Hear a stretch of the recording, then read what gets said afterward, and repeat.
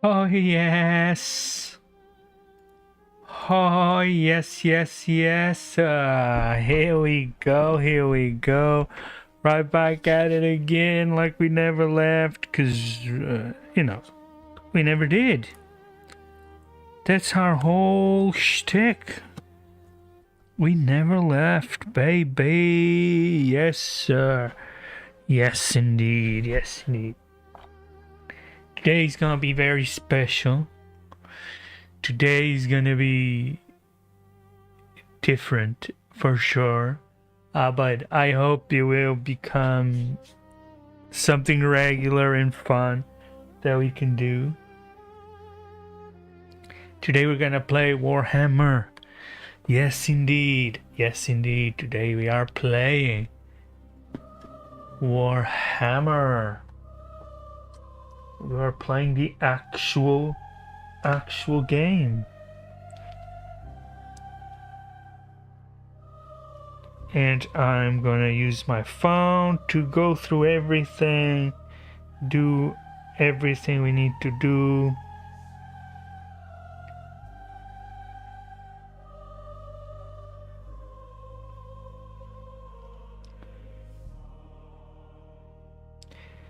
Thank you guys for checking out the stream. Appreciate you all.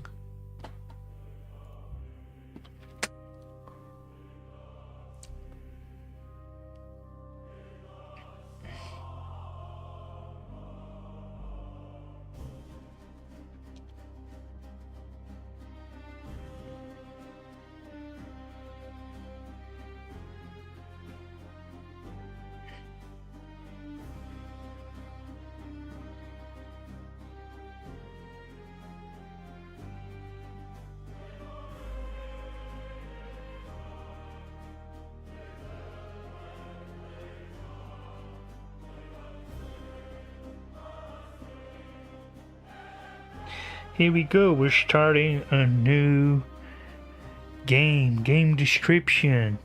This will be our amazing... Oh my god.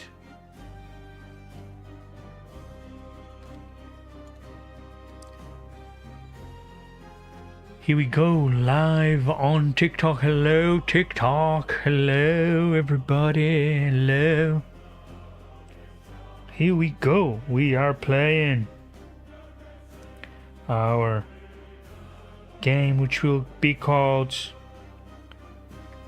Marble versus Gold.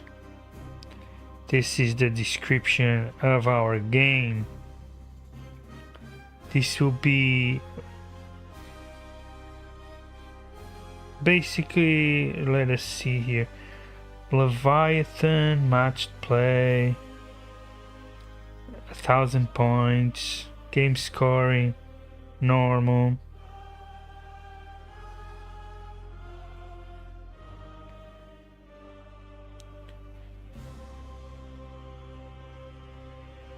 Continue game.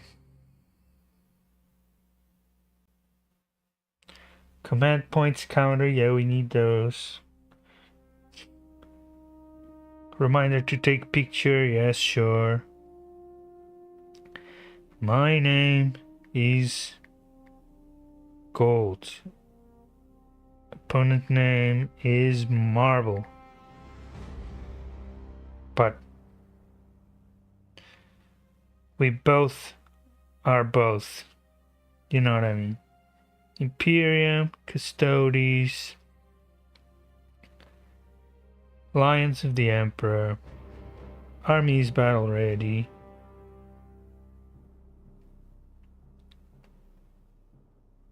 I'm not gonna worry about adding army list.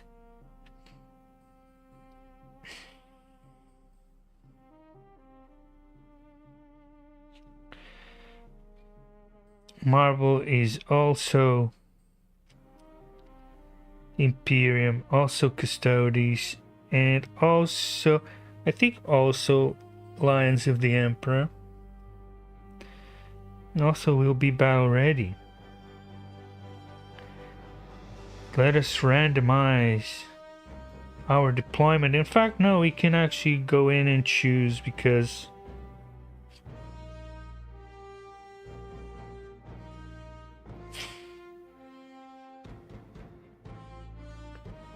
we're just gonna have some hammer and anvil action. This is gonna be obviously more homebrew than anything else.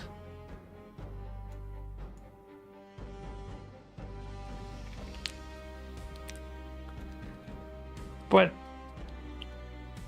we can select here our terrain layouts so it can kind of be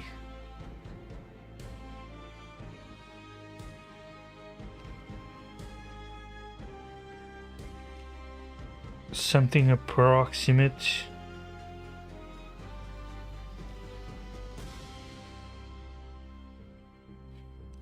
Basically, we're gonna have one big building here, one over there at the side.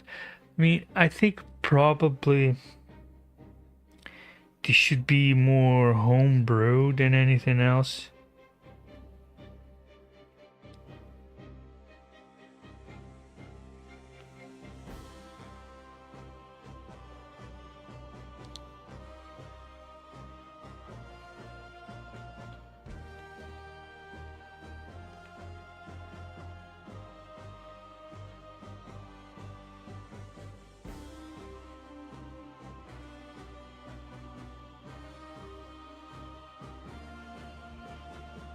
I'm just going through, enjoying seeing the different.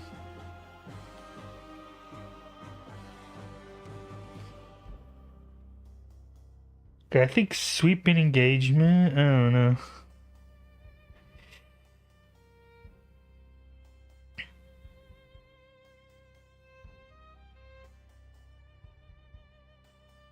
It's really he's very complete.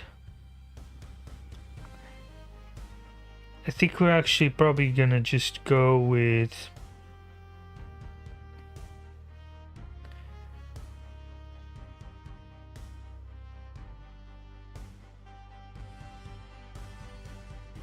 game setup,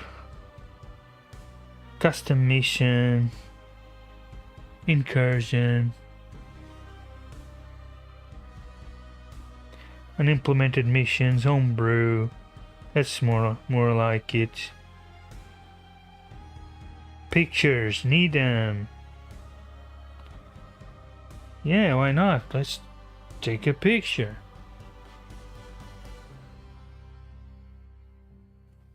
Smile. I don't know how good that was. That was terrible.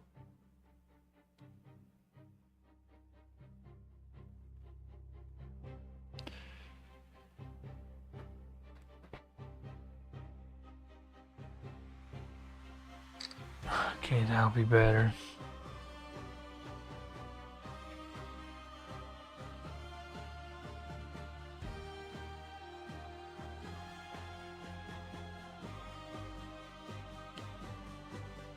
Okay, let's change from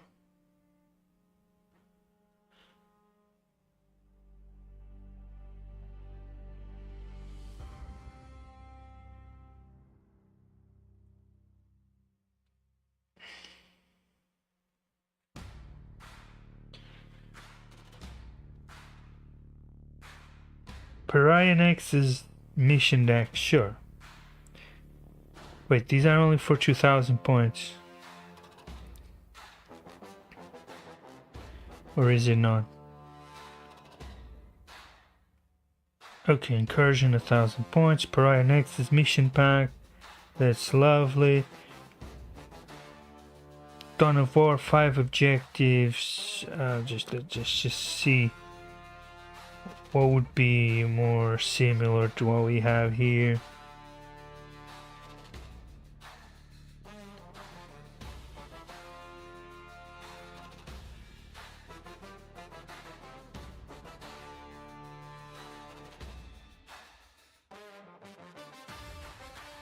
Tipping point can be quite similar, I guess.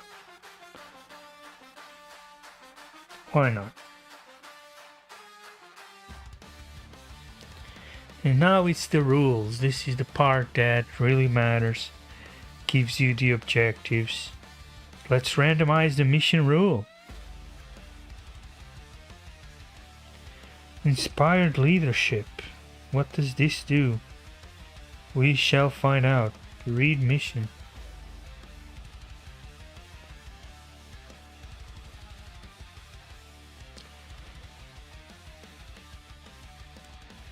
Primary mission. Unexploded ordnance.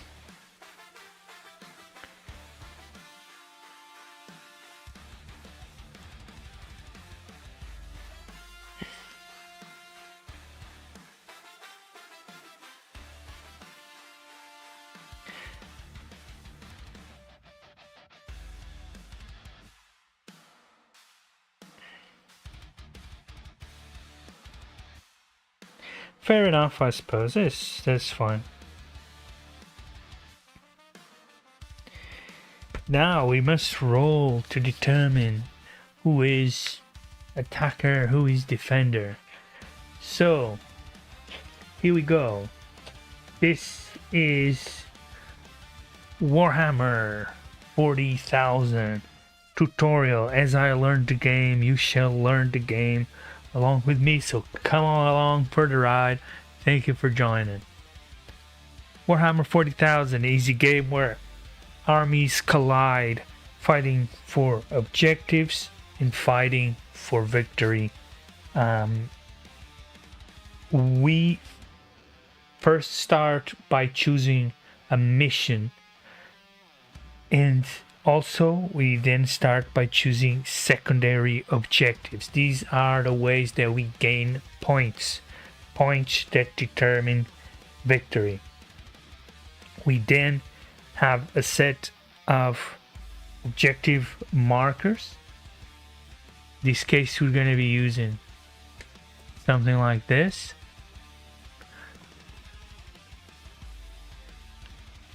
I'm just going to make sure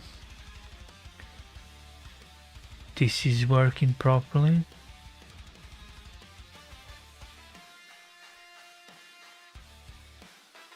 Which it is not.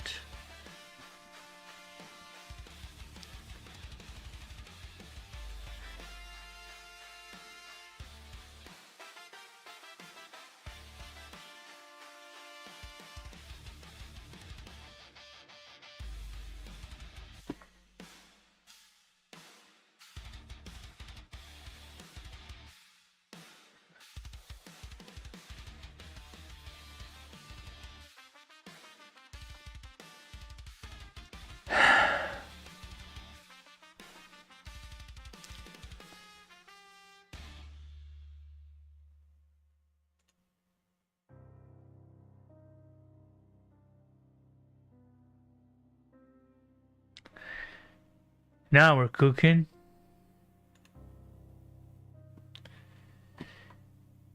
Now we are indeed cooking with steam.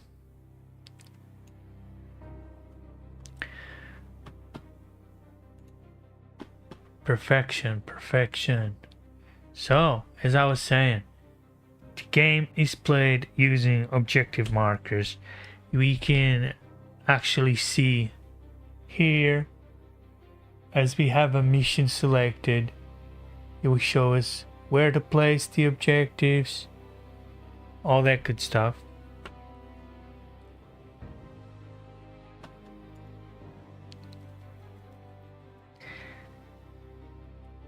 So we're not gonna shift our map that we built here. It is pretty good, I think, as it is. You kind of cover this objective here.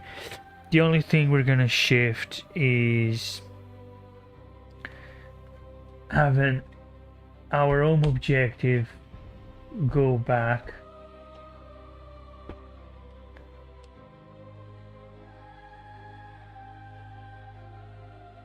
and having our secondary go a bit forward.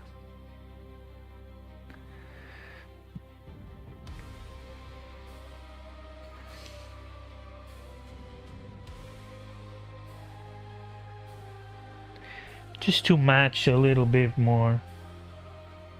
It's not it's just a training mission.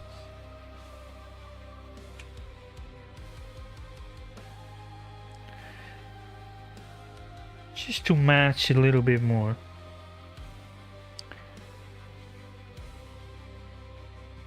So first things first, we have to decide who is attacker, who is defender. I'm gonna roll this one, 2, 5. In this case, on the attack and defender, just basically means who will deploy first and who deploys second. In this case, gold won the roll. So I'm gold. Marble won the roll. Marble gets to decide if they're attacker or defender. Let's just say they're attacker. So gold will be attacker. That means me being gold, so the defender is the opponent.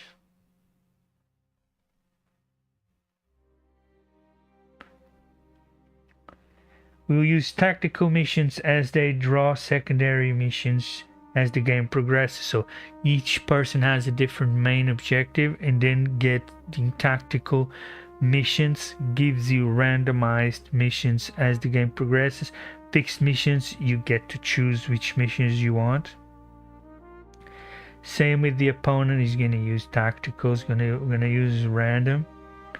So declare battle formations is when we declare what units we are bringing to the fight.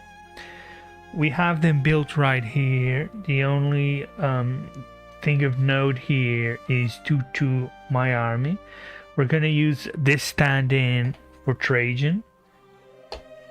Of course, one of these guards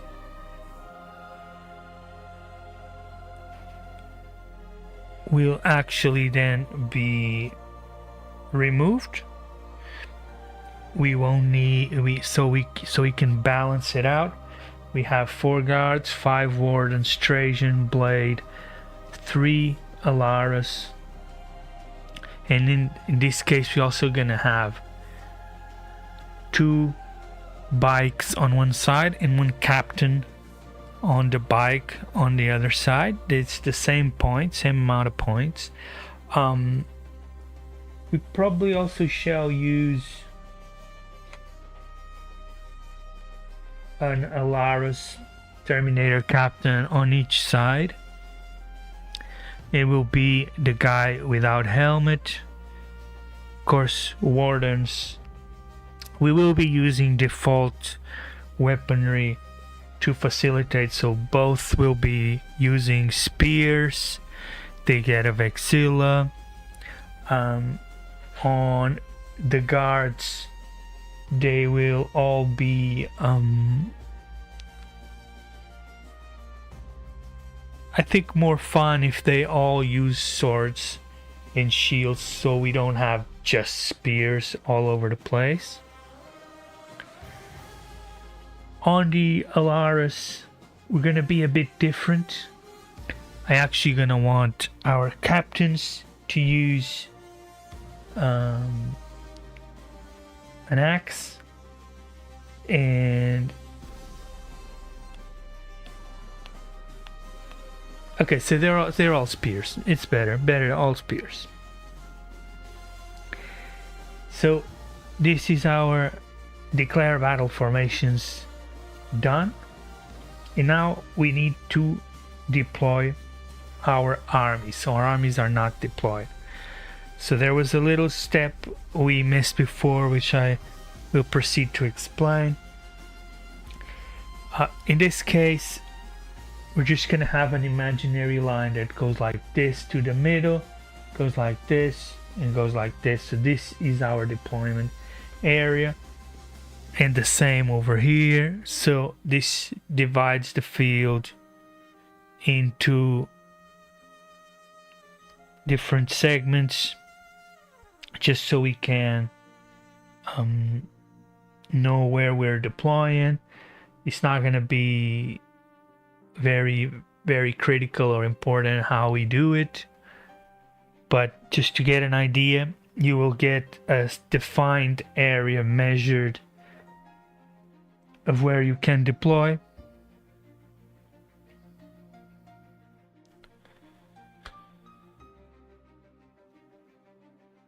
So it would be something like from here to here,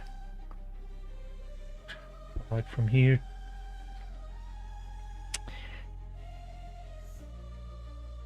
So I'm just trying to make sure that we get it perfectly more balanced. This, I think, what's confusing me, this is moved a bit way too much over there. So we're gonna use it from here to the middle here.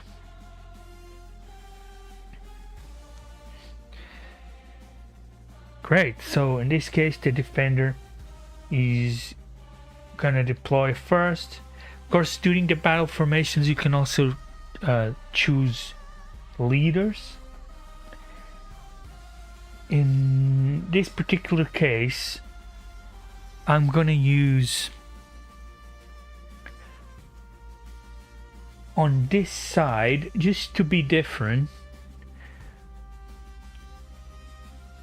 I'm gonna use the Blade Champion leading 4 guards. This means they the leader gives special skills to the unit, same as the unit gives skills to the leader, but they have to stick together. They can't separate to go off to different objectives. Just trying to think in a way to make it as interesting as possible. So actually scratch that. I think it will be much more interesting if the Blade Champions will go at it alone. Our Trojans will lead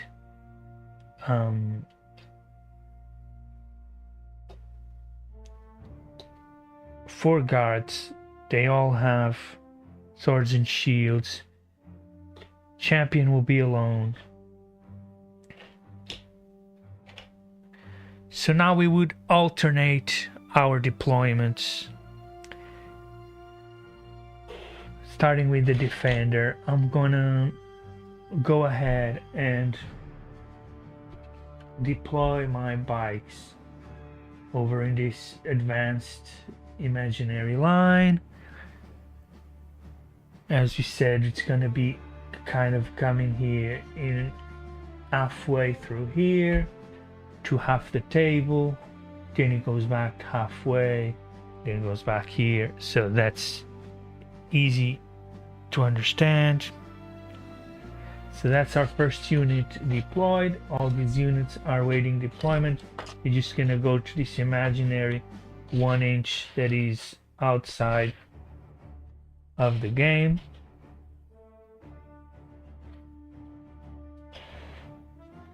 And same here, you're just gonna go to that imaginary 1 inch that is outside of the game.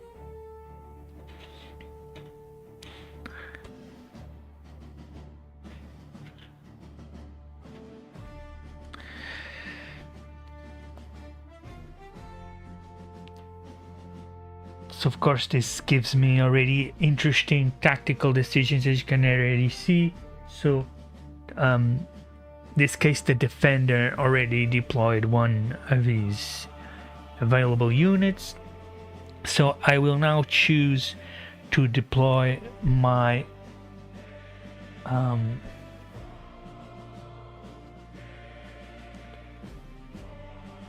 actually it's great because I can see the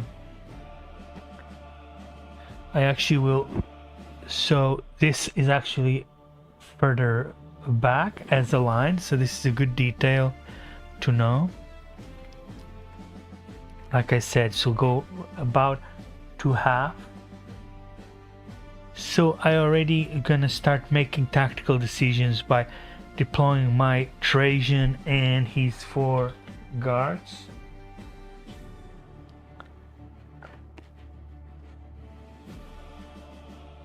Over to this line.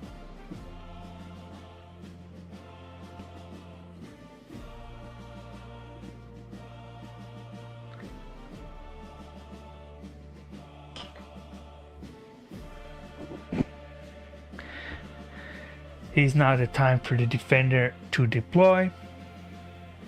Of course, we have again that rule where we're coming through here between the objective and this cover, which is we'll go through what cover means and everything like that in a little bit. So this will go through here, then to halfway, and then through here. So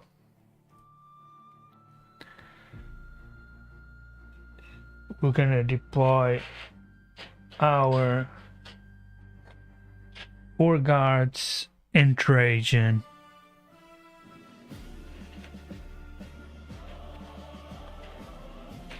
on this line here.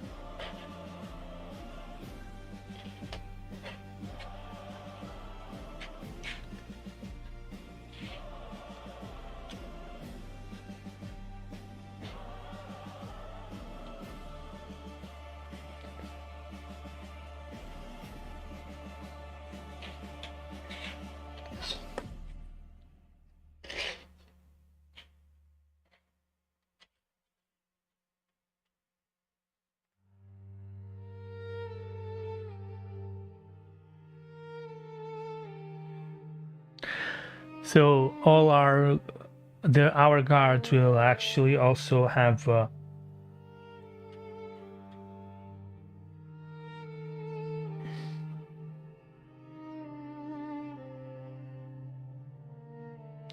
they won't have, let me think, no, they won't have any Vexilla. They are all sword and shield. Like I said, 4 sword and shield guards, and that is it.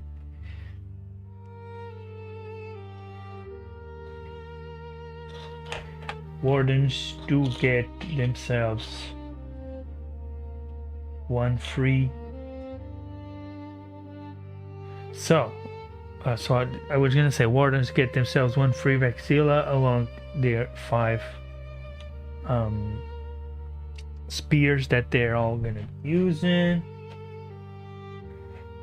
Our Lars also will be using spears. Perfect. So I've deployed my 2nd unit right here. They are in their combat position. Now it's time to deploy my 2nd unit here. And I will want to deploy my captain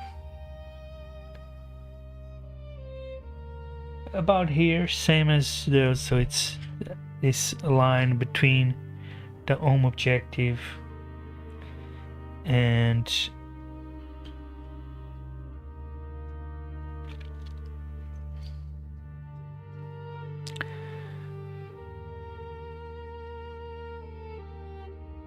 the markers. Okay, so that's the 2nd unit deployed over there.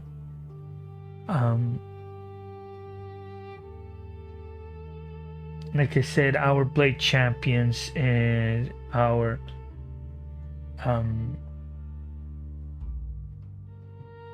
wardens will be working independently. So in this case, I'm just gonna put my blade champion. So of course, this is another point of notice that we have to make. These buildings that have these markers, they are covered, so they cannot be shot through. So basically you cannot shoot or walk through this building, these other items, they provide cover, but you can walk through as they are lower to the ground. This is another building that is defined by its edges, where you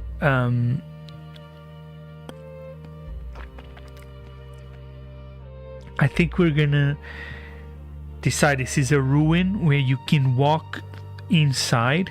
You can actually be inside the ruin, protected in cover, but you cannot shoot through the ruin. So you cannot shoot. The only exception will be an imaginary door that's here, that you can see as if it were from this corner to the edge of that piece. You would have like a door here that if you happen to be in line of sight through there,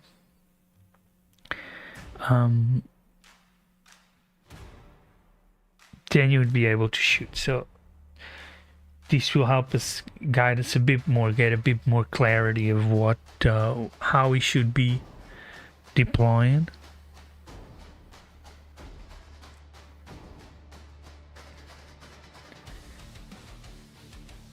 So in this case, I'm gonna want my blade champion to be as much in this direction. As we said, it's gonna go through here, in between, and then around the center of the table it will go up, so it will take up this corner here. That's good. We can discuss now another thing, which are our reserves. So reserves are units that stay outside of the game. You can then bring them in on your movement phase. All these units, other than the bikes, have deep strike, so that means they're able to move with particular rules. There will be many rules listed independently, like leader, deep strike. These are just some examples. Well, for instance, the bikes, they will have fly and mounted rules on them. That means bikes can fly over buildings and cover in a straight line, while normal units cannot. And all the other rules that would say that they apply to mounted units or anything like that, then that would apply. We will go through a list of our units and what does it mean. So in this case, we're not going to use any enhancements on any units, but there we go. Our third unit has been deployed here. We would have declared reserves previously. Reserves can only be half of your points. In this case, our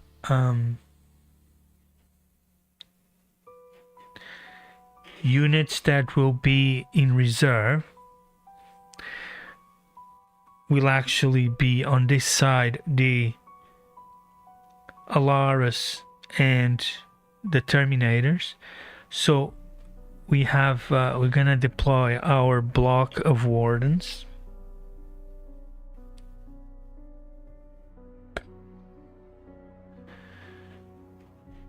So this is great to start defining your strategic thinking,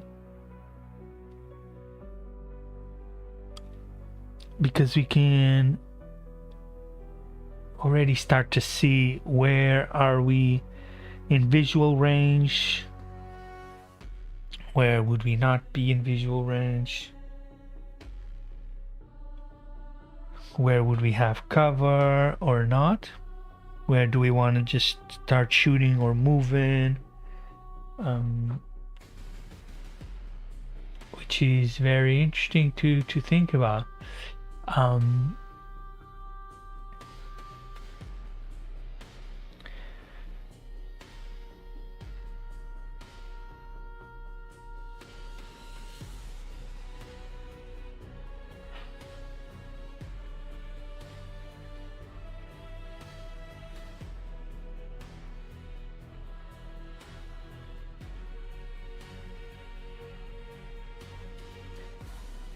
So we're gonna deploy here on this corner. Like I said, we have here, this area would be approximately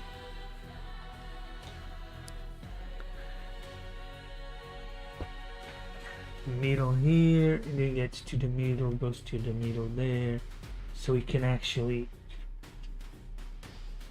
so it just depends. So it's already very interesting to see, do we move it up close, do we go back and get cover, what are the lines of sight? So this is the kind of tactical thinking you have to do with this game, because it's all about lines of sight, it's all about the shooting distances. Some of them can be shooting up to 24 inches, so that's substantial, but we don't have much problem with that in the first turn. But this is the kind of fun decisions that you get to start making right away.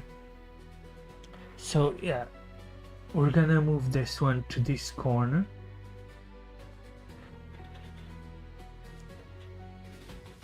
Like I said, it's the line is halfway between the objective and that building, gets to the middle of the map, goes down, so you can actually have it then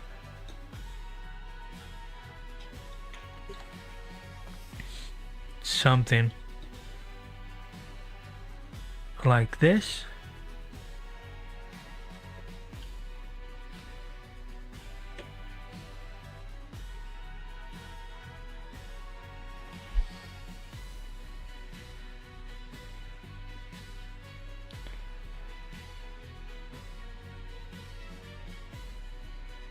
Perfectly valid deployment.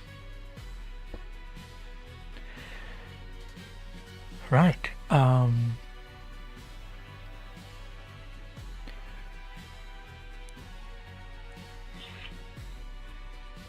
In this side,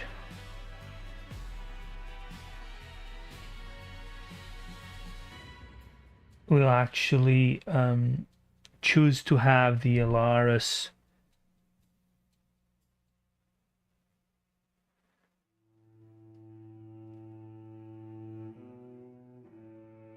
deployed, and this will be our only deep strike unit, which I think makes sense. So it's time to deploy this unit right here.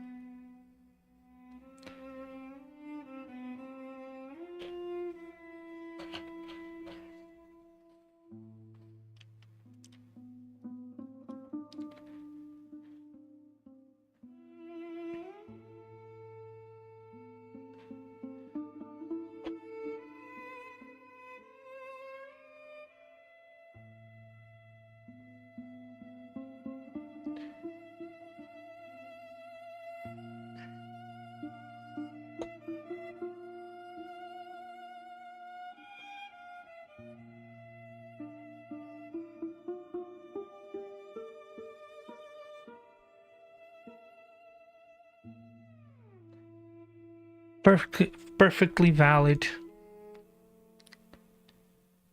So we have declared battle formations where we attach the leaders, for example the Trojans leading the 4 guards on both sides. So we won't have so we already deployed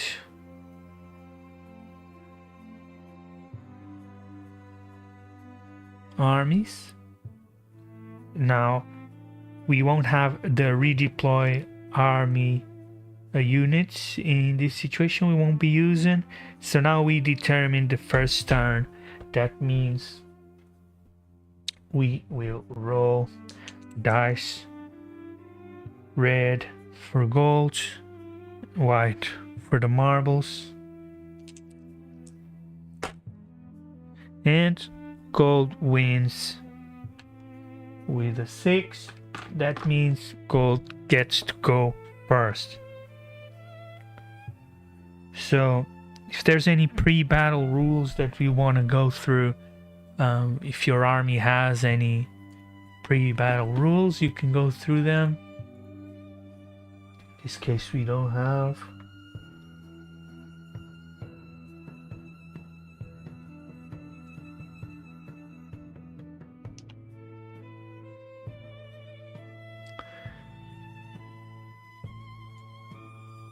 I do have a kind of cheat. Not cheat, it's just a document I created that helps us go through and check without having to go to specific websites to see exactly what are the skills. So you guys will be able to see them as well. Let me just prepare that Windows capture here. Is this one so we can get to zoom in? Oh.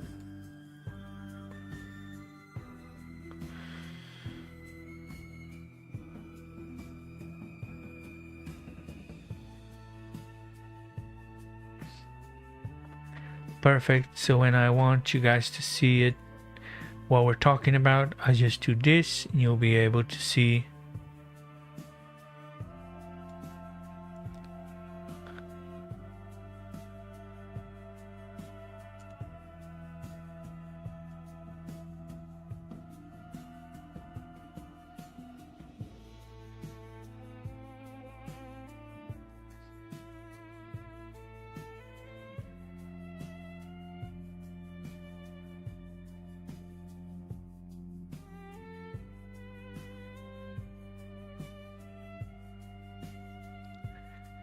Something like this. That's perfect. I can show you then.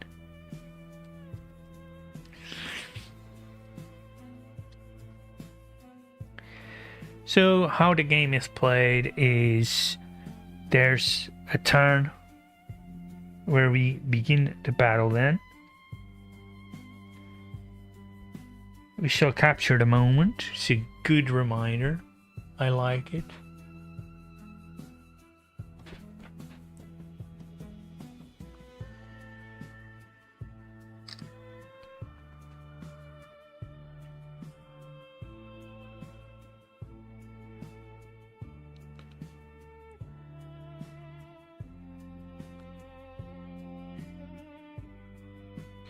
So, gold team is first.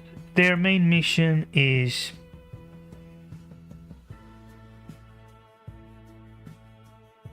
unexploded ordnance, hazard objective markers that are wholly within your opponents. I'm not really sure what that means. So, but there would be hazard objective markers.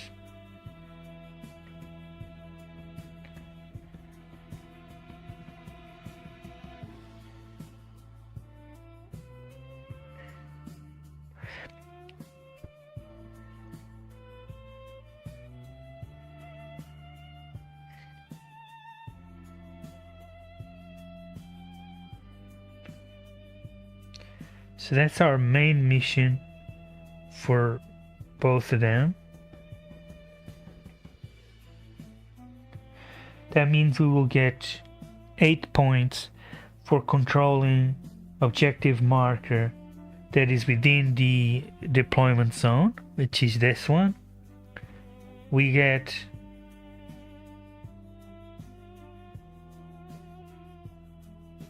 five points for this one.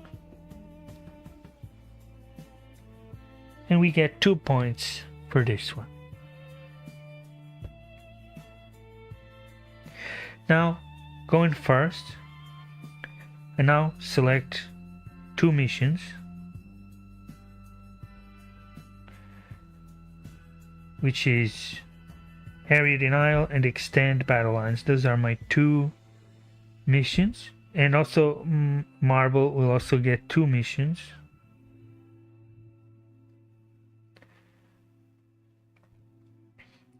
So if I control an objective in my deployment zone and in no man's land, I get 5 points. If I have 1 unit on the battlefield and control an objective, only have 1 unit in the battlefield and control an objective in no man's land, I would get 2 points. I mean, I would have to get a lot of battling and dying done to do that. So we're not going to be worrying too much about that. Area denial, friendly unit with 3 inches of center and no enemy unit within 3 inches of center gets 2 points. An enemy unit with 3 inches of center and no enemy units within 6 inches of center. So as we might have noticed here, these objective markers are much smaller, as the table is actually kind of just half the size of a normal table, but I think it's a good proxy for a 1000 points game. So we're gonna roll with it.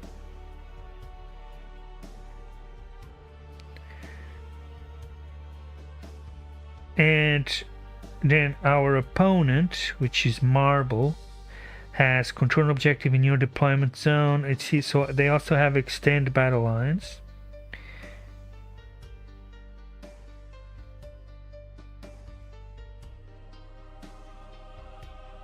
And they will have containment, which means battlefield edges contained this turn.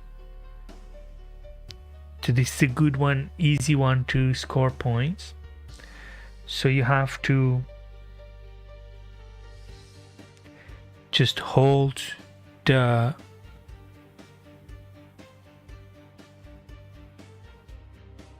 how many edges you hold. So if I could trace a line, that means they will hold 1 edge. If I can be at the edge and no one covers the edge, I would hold this whole edge as well. So that's an interesting one to play. Now we have our missions. We don't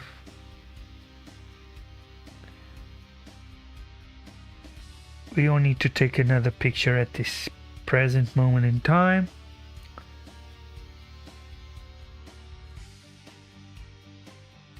So now it's time to start the game proper. How do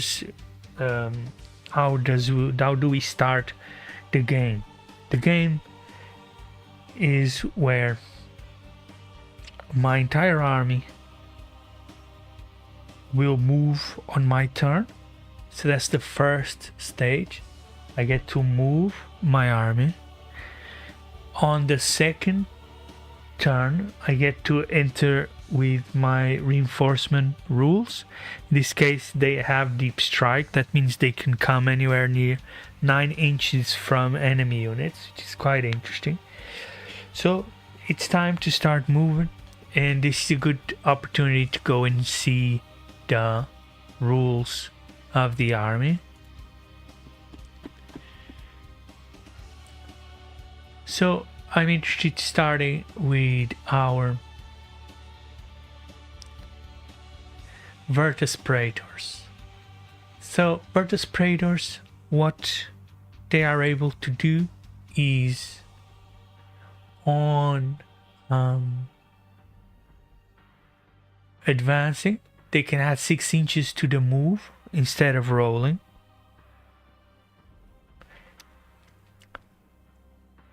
So each unit has a base movement stat. In this case, Virtus Praetors will be able to move up to 12 inches each time that they choose to do so. So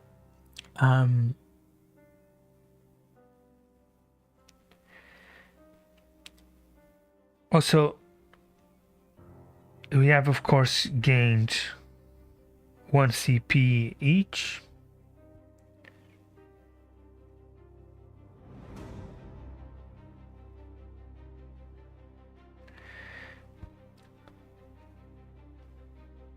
Here it is. So what CPs are points that allows us to use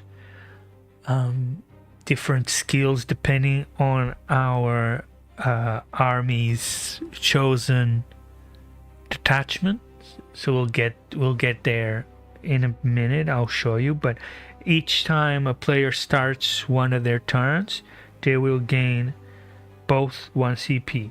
So I start my movement phase after my command phase. That's when I get 1 command point, and in my command phase the opponent wins 1 command point as well. So for the Praetors has a skill where they so not the skill, but so their skill Turbo Boost allows them, when they move, they can choose to also advance and add 6 inches to the move. That means that they won't be able to shoot, they won't be able to charge if they choose to advance, but they would be able to obviously gain more ground in this case, which I think it is something that I am maybe interested in doing. Their normal movement of 12 inches actually will be quite enough. So we'll actually only move 12 inches, and we are able to bring them, like I said, within that. So again, these are detailed tactical decisions, because we want to, of course, in this case, be in proximity to the main objective, but we also want to stay in cover. So I'm going to demonstrate again. We had deployed here at this line. You might have noticed that I lost control of my home objective. These points are only counted at the end of both players having played. In this case, I'm going to demonstrate again.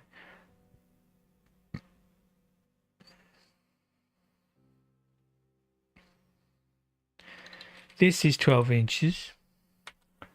I can now check, and again, we can move through these low lines. These are the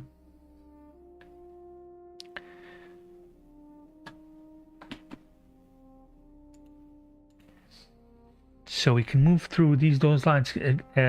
Any unit can. These units having fly can actually fly over any building. In this case, they want to move 12 inches and be we will of course want to be in range of the center, but at the same time keeping cover. That means we can actually move pretty much, we can actually even move behind this cover right here.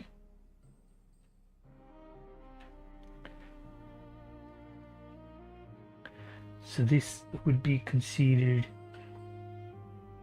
the so when I say cover, this is subjective, because of course as another unit moves, they can gain visibility towards us. So this is maybe a good point to mention the unit coherency. The units have to be within 2 inches of each other. If it's a group smaller than 6, if the unit has more than 6 different models, then you have to be in contact of 2. You have to be in range of 2 different units.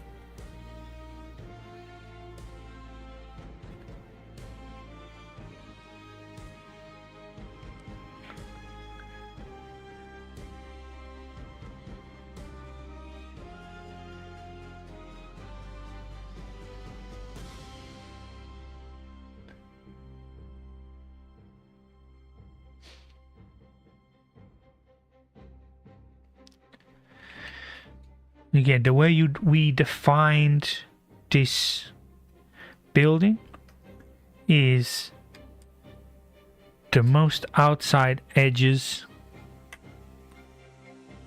are walls that you cannot see, you cannot shoot through, except there's a small door going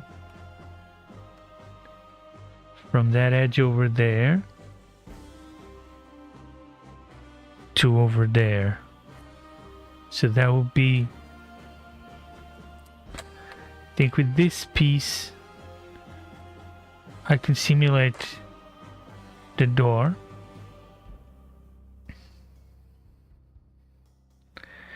Of course, I'm saying this as I'm trying to get myself in the best position possible. And as I say that, I will choose to, in fact,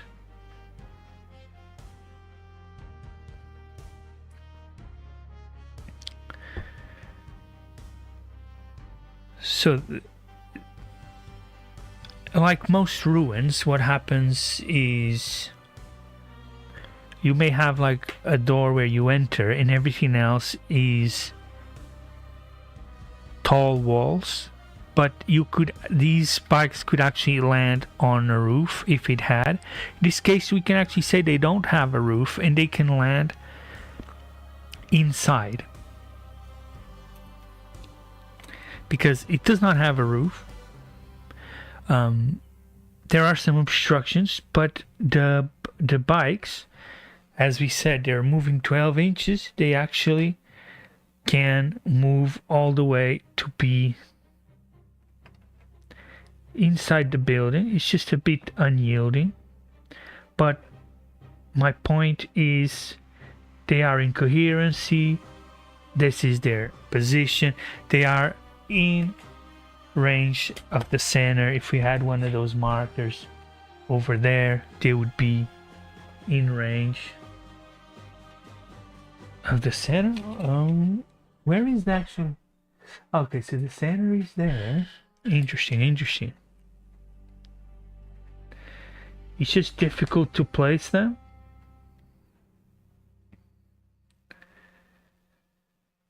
Because you obviously have here a line of sight through the door that we defined. So we have to make those tactical choices.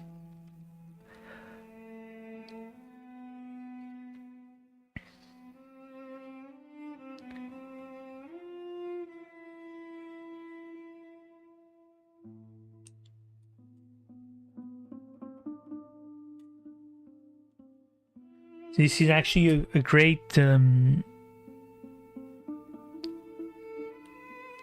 it's actually a great example of the kind of tactical decisions. So in this case, if I actually want to be inside in control, I would be much more easily seen through the door, which, while still being in cover as inside the building, I am be able to be shot at, depending on the range of their weapons and how much they move or advance, because simply those are the rules that we set up for this homebrew.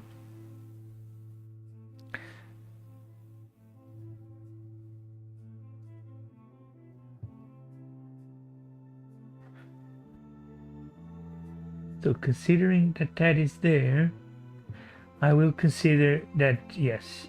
So this, if we had one of these markers are obviously much smaller than the normal markers, which would be much bigger. So I'm going to consider, for all intents and purposes, we are in control. And we are within, all units are within the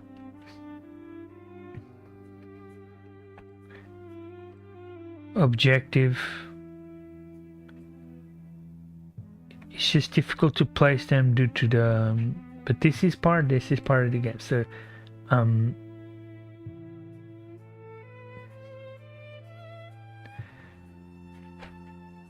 All units are wholly within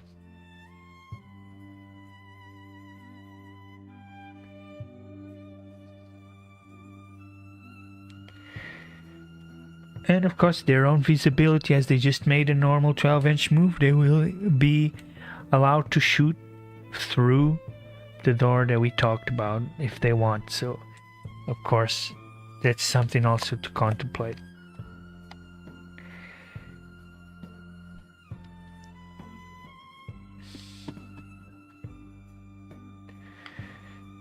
Next,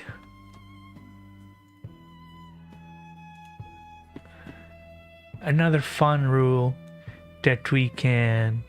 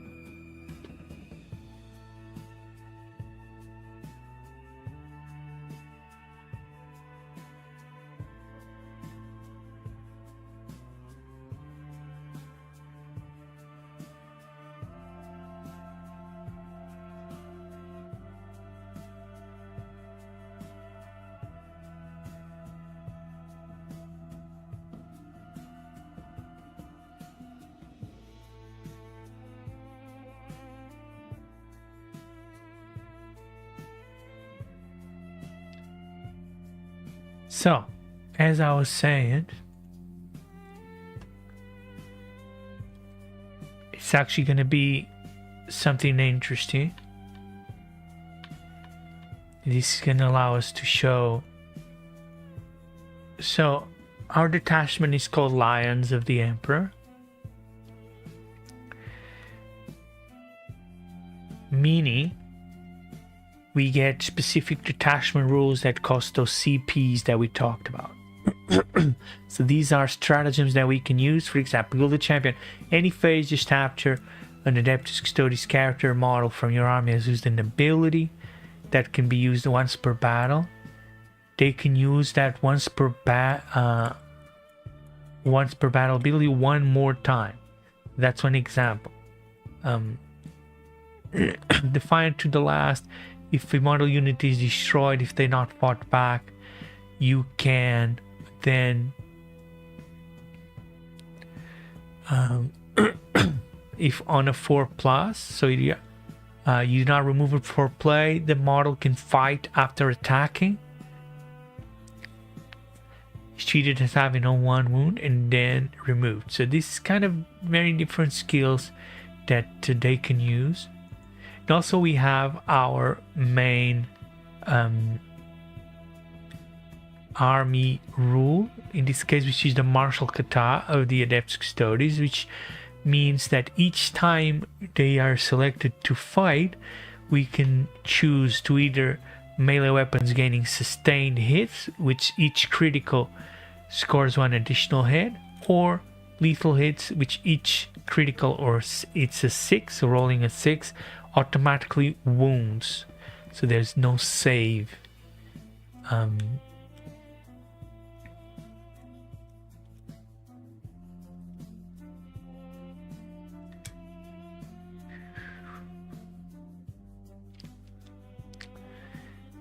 This case,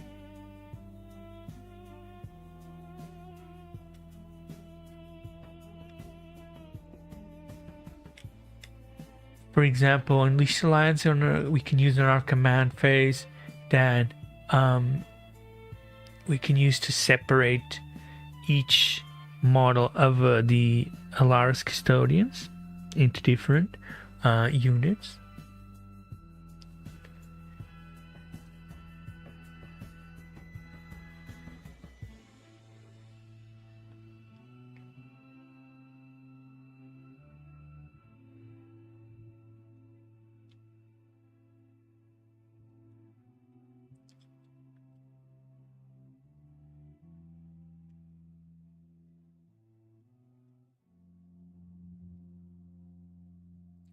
It's very interesting because see, I could have done that in my command phase to separate these units into different ones, which plays a bit against one of our with our army detachment rules, which is each time one of our non-vehicle units, which are all of them are non-vehicle, if there are no other friendly units within 6 inches, add 1 to the hit roll and 1 to the wound roll. But let's say, since we're learning that my opponent, which is myself, would be extremely gracious to allow me to use my CP and have declared these units, since all we did was move one unit in between our command phase and now, so there's would be no impact in the game, would be exactly the same. Now all these units can move independently, which, as you can see, can give us quite some fun advantages to do. So these are, I believe we said we had shield captain and 2 normal Solaris, which is a very valid build. Not sure if we're under the 1,000 points. I actually could check that. I think it would be fun thing to do.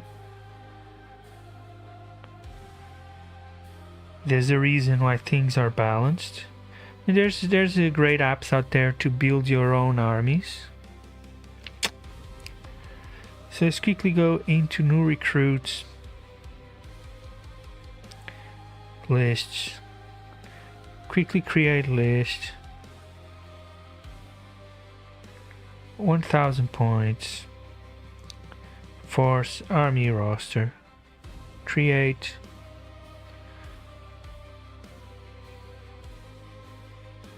battle size 1,000 points.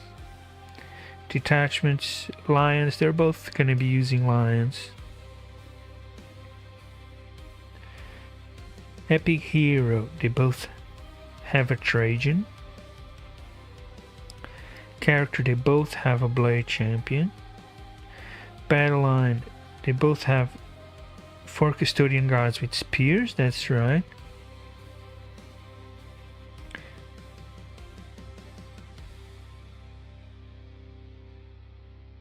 So he...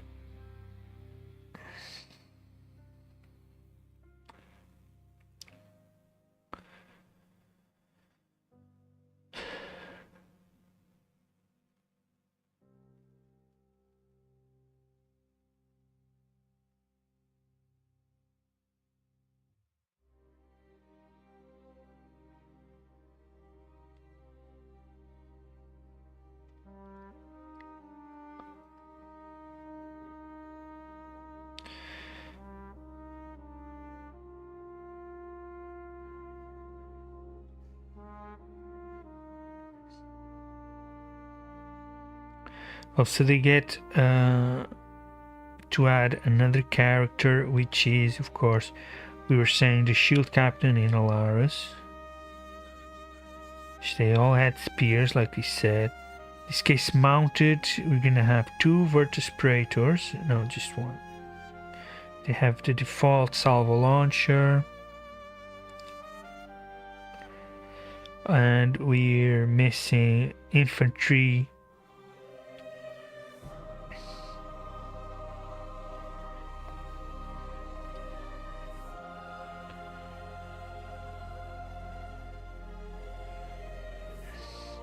So that's actually interesting. It's putting us 70 points up. So we're not gonna want to do that. So we're actually gonna remove our shield captain in Alaris Terminator. We're gonna have just a group of 3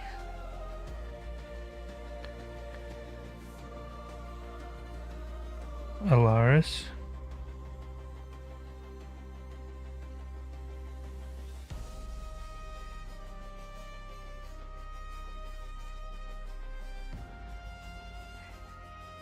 And that brings us exactly to 995 points. So that's 2 Virtus Praetors, 5 Wardens, 4 Guards,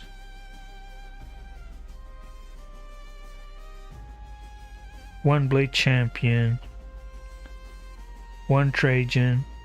That's perfect. So yeah, that's much better. So by the way, I know exactly that this captain is 150 points, exactly like these 2 normal ones. So there's no problem there. So you have the 3 Alaras. And we use the point to separate them all. And as you can see, they have 5 inch of movement. They're big chunky boys.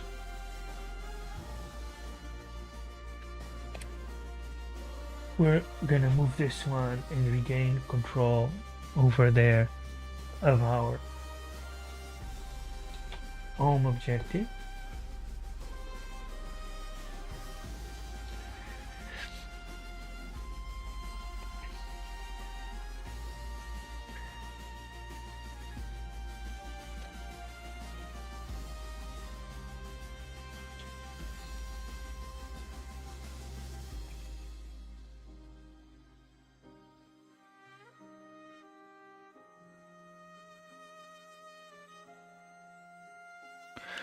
Again, reminder, as per our rule, we need to be 6 inches away from any other unit.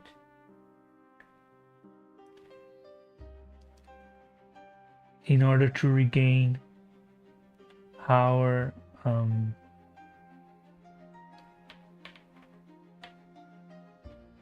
bonus. So this is quite interesting, as you can see.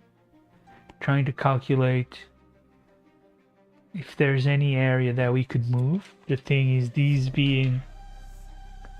are not 12 inches apart, so there's no space in between them to maintain that bonus, which is very interesting.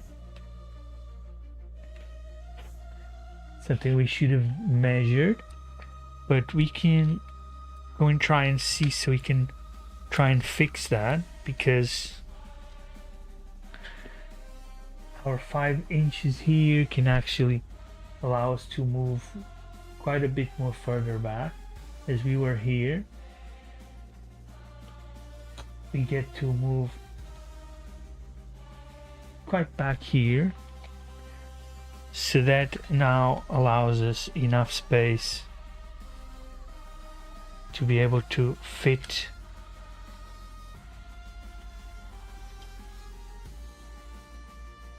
in between here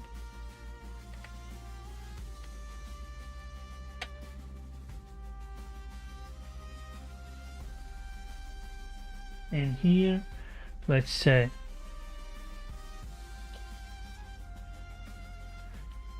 Over there, which is fair.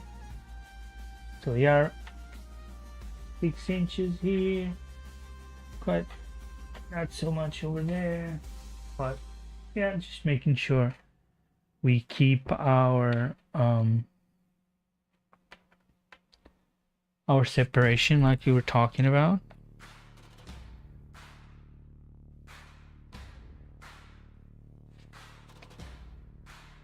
You can actually choose to move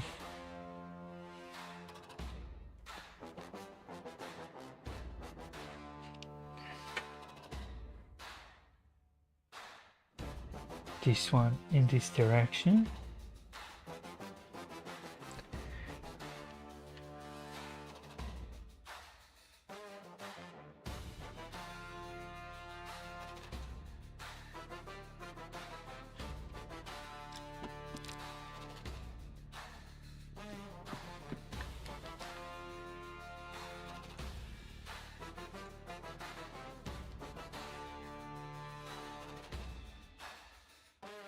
So we're gonna go to our Blade Champion, which also will have ability in this case to move not 5 but 6 inches.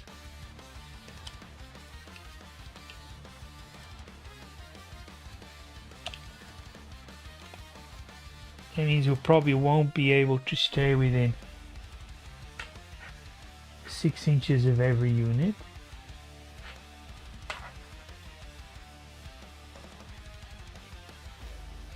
Which is an interesting game to play.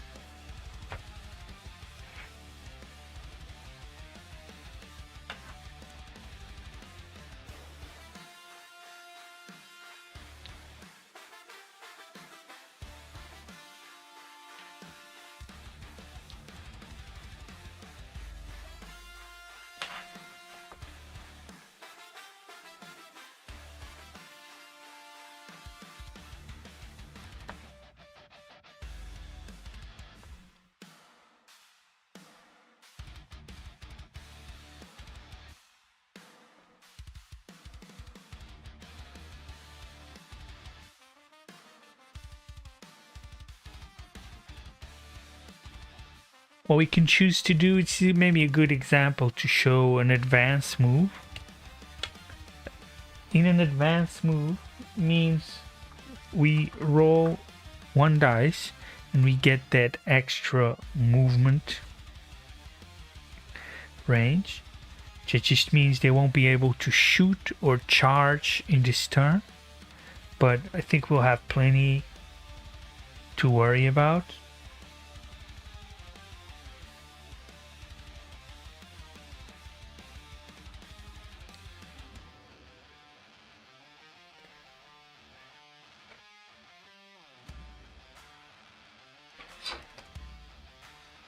It will actually be quite okay to move him over here and lose that. We have a bit more to worry about, and we'll see.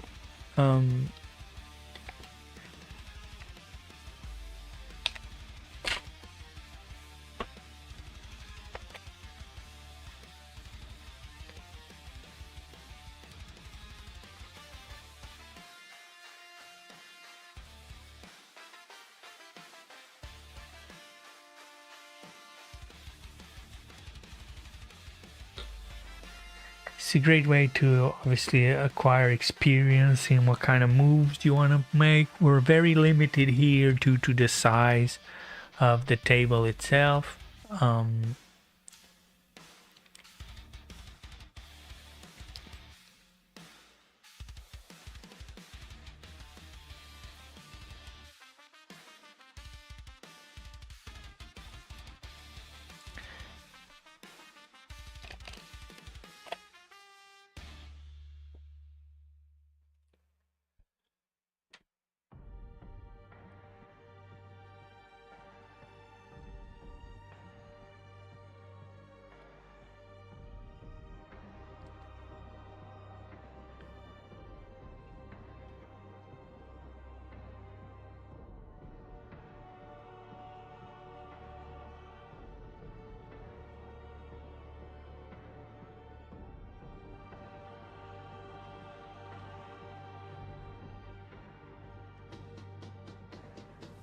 We'll actually do an advance.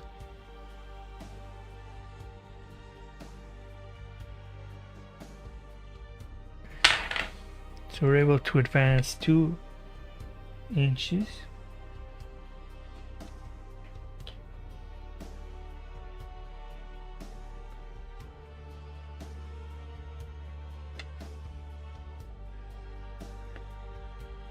That unfortunately will not put us outside of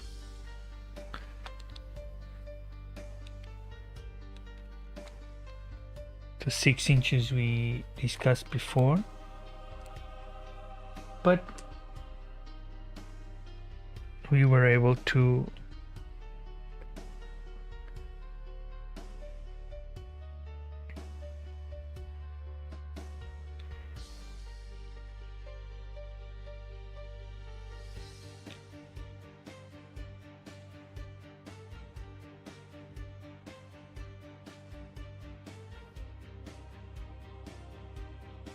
Yeah.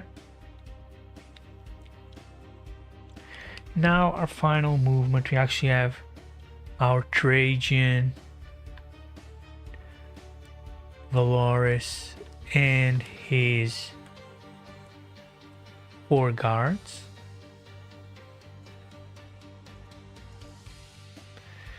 They can as well move 5 inches, 6 inches.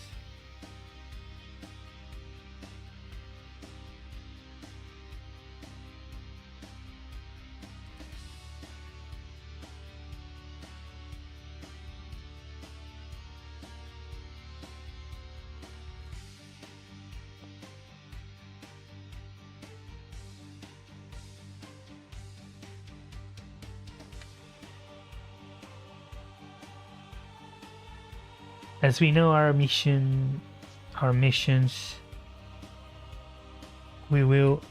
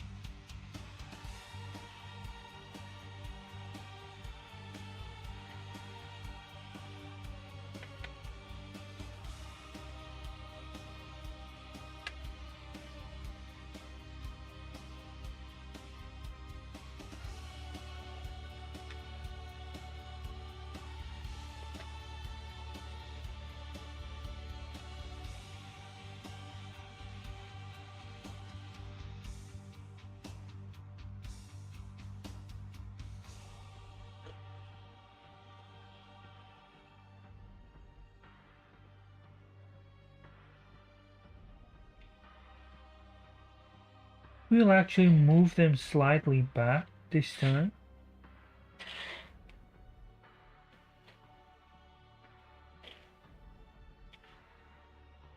Again, this unit is not in the game.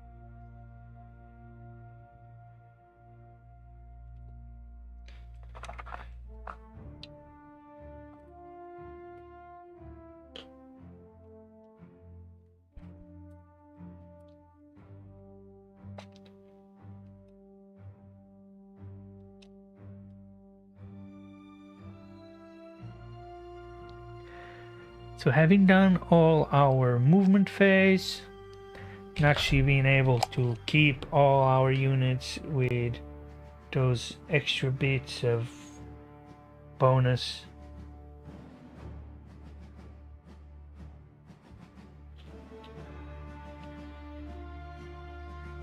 from our army rule.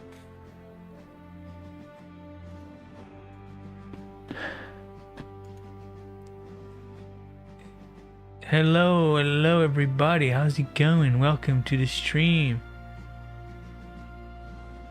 We're playing Warhammer and we're playing with ourselves. Just don't tell anybody.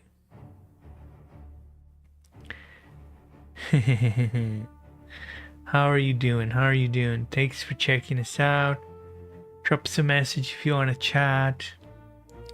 We just finished our movement stage. It's very curious to use, especially with the lions when you have to stay 6 inches and you're using such a small table.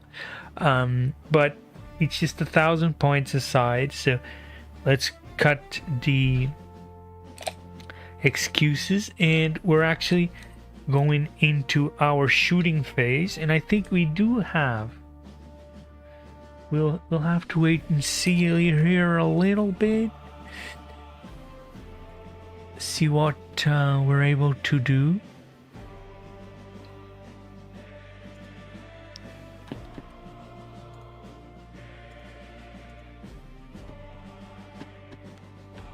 So we have our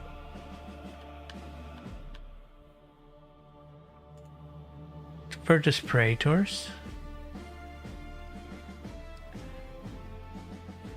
Their salvo launcher will have a range of 24 inches.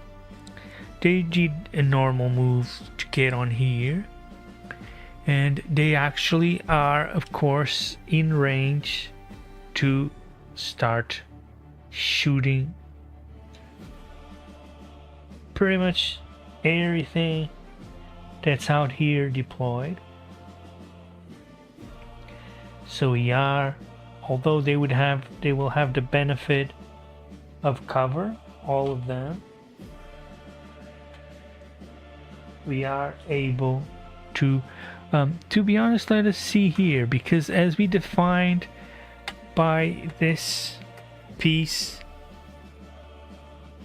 so I will now proceed to hide this so you can see.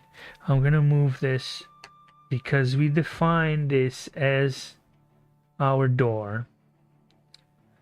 So there's a door here giving us some visibility that goes from here to here. So these guys don't actually have a shot. They wouldn't have a shot to the bike itself, but they are able to shoot at this unit of the wardens, which is interesting, as we will proceed to do so. So they will of course have cover, but we are able to shoot. The salvo launcher is one attack that has the twin linked. They have a ballistic skill of 2+ for this weapon. So twin linked means I can get to reroll wound rolls. So it'll be just one attack. Of course, let us remember that I am able to choose either to give them sustained hits or lethal hits. I will, in this case, think due to the high resistance and high power, so this is a good time to kind of test and check out these. So the salvo launcher has a strength 10. The wardens that we are shooting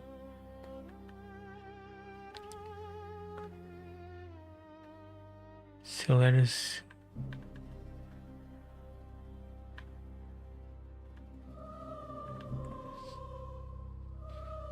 they have a toughness 6. That means our strength is higher than the toughness.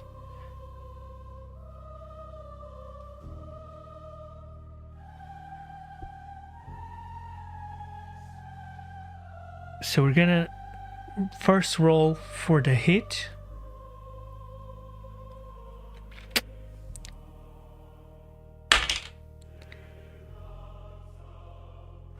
We get a 2, so our ballistic skill is 2+, so that means we get a hit.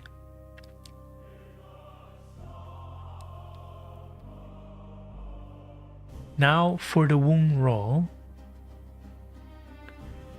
The wound roll will be if our strength is 10 and their toughness is 6, means our strength is higher than the toughness. I'm actually gonna go and consult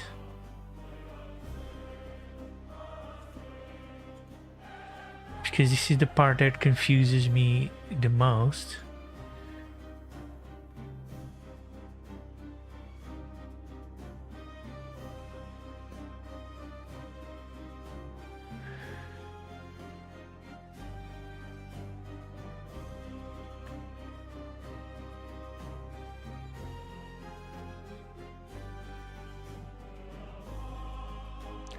wound roll. So our strength is greater than the toughness,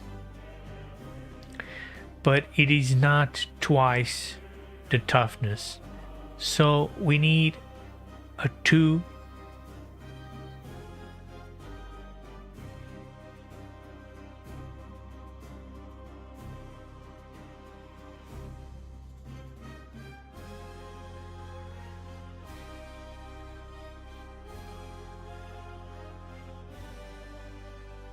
So I do get a +1 to the hit roll.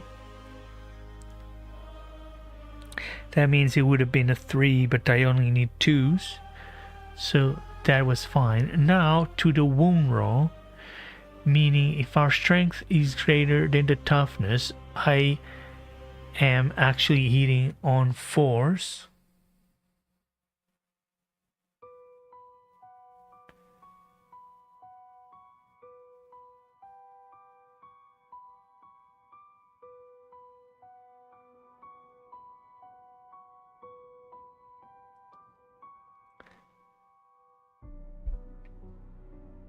And I get to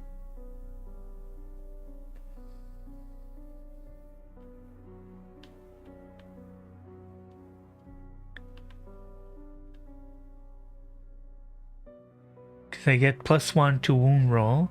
So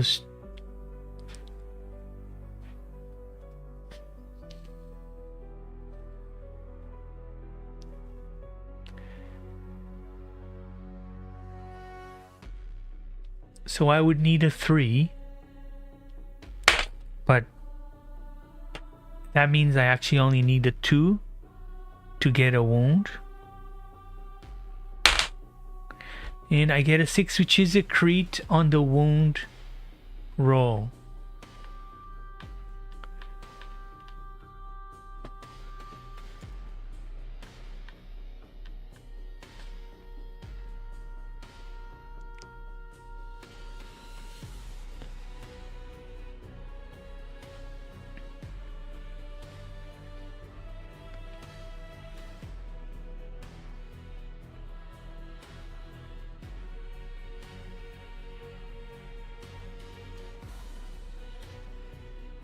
So that means that I had chosen lethal hits.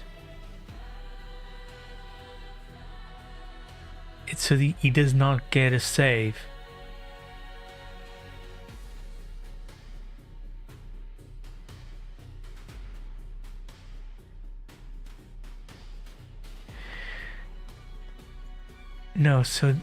So that's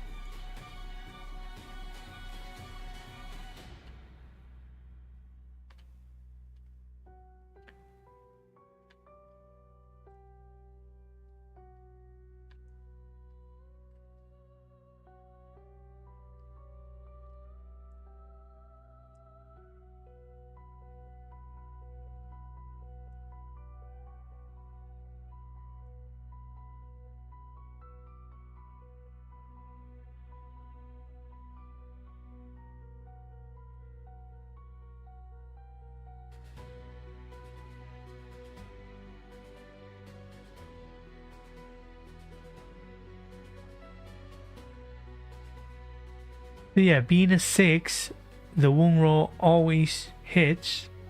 A modified wound roll of 1 always fails.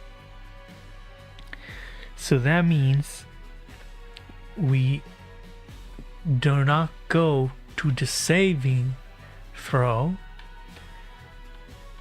and we have done our first damage.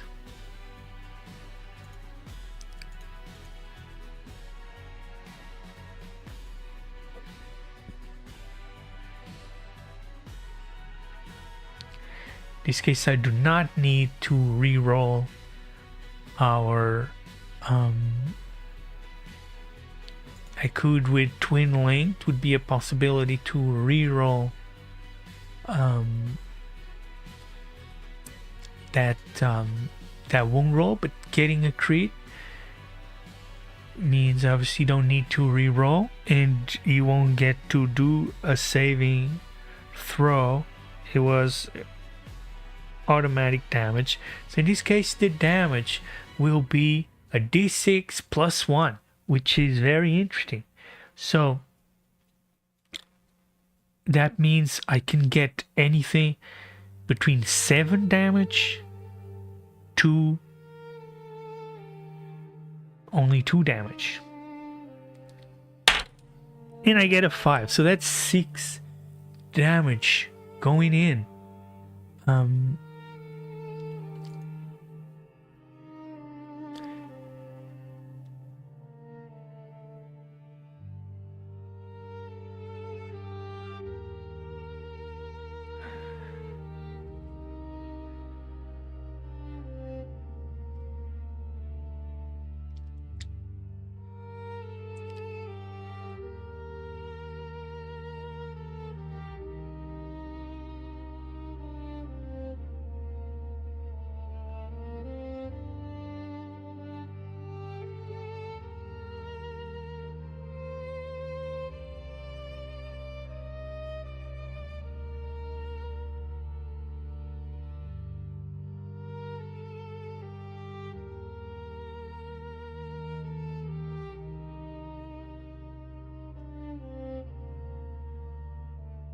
So that means I will now, the defending player will now have to choose one of their units as dead. So this is one of their wardens as effectively died.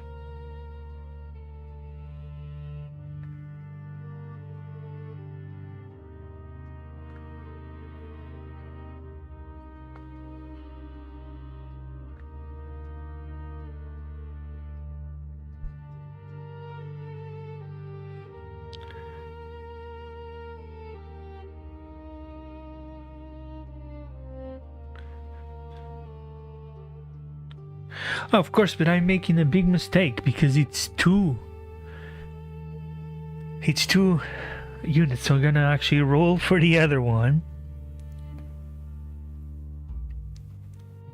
So of course, there's 2 units shooting. This would be a 5, so actually a 5 would, with +1 to the hit roll, would actually go to a 6.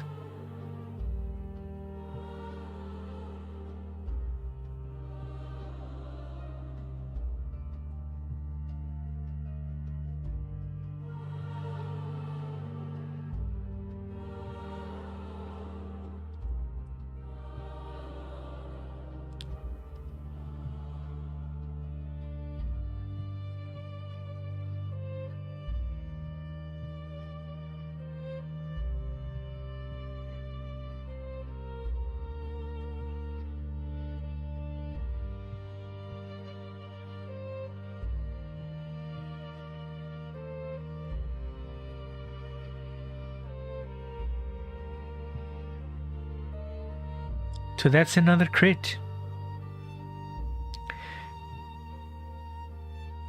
So that means it's an instantly...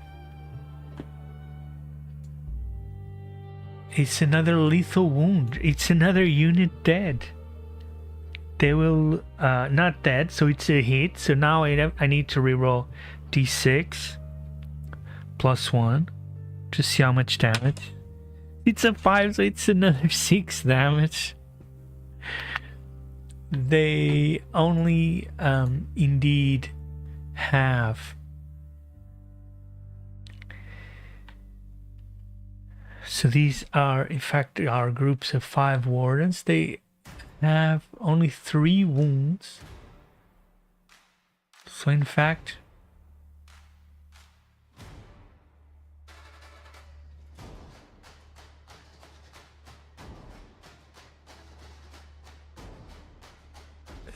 So if a character is leading this unit, it's not.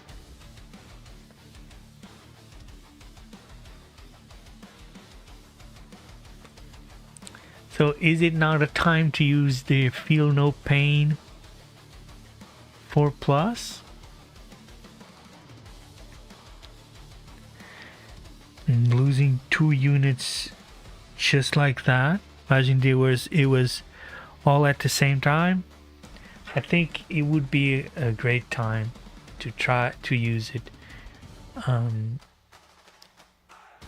It can make a big difference. So 4+, and it fails, so they're both dead.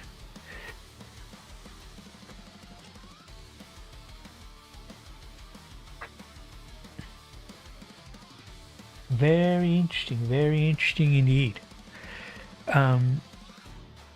Okay, I'm now not in any position to do any extra moves or charges. So now it's the time for the other player. But that was very interesting.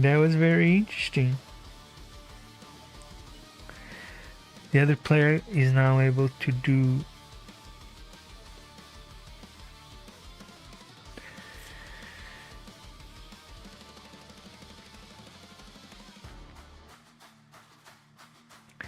shield captor in Dawn Eagle bikes, so they will have sweep in advance once per battle at the end of fight phase. If this unit has fought this phase within the engagement range of one or more unit, can make a fallback and also can do a free CP. So this is a great moment to actually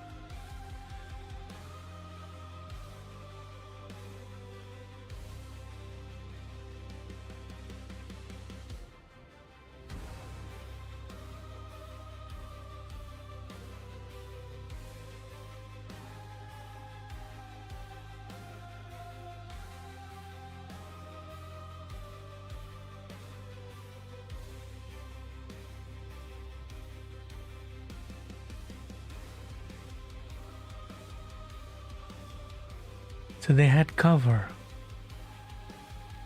So it was not a crit.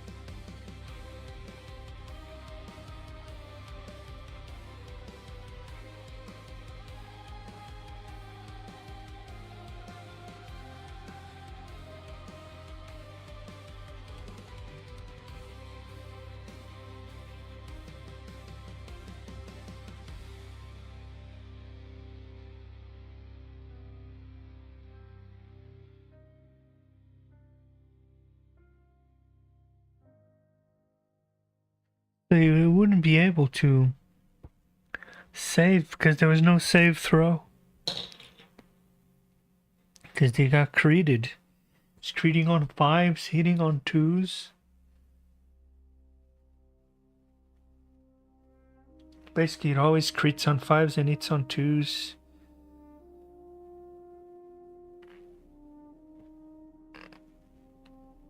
Yeah, there would be no chance.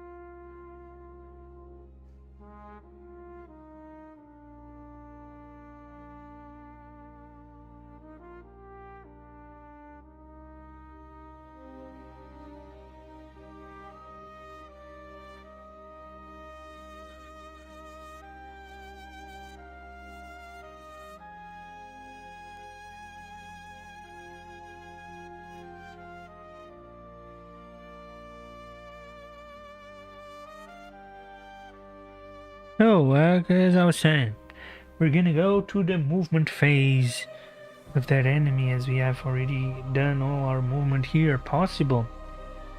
And I think things can get here quite spicy. Um,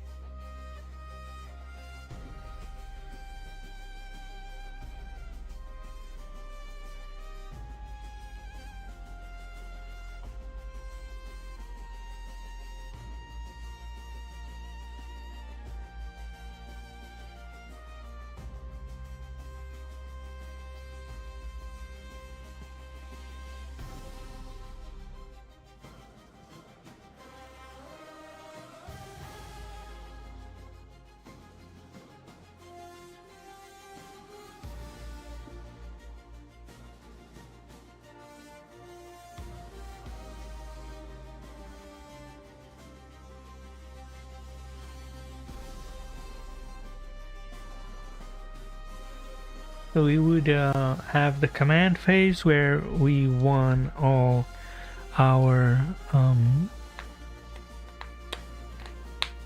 command points. We both got one command point each.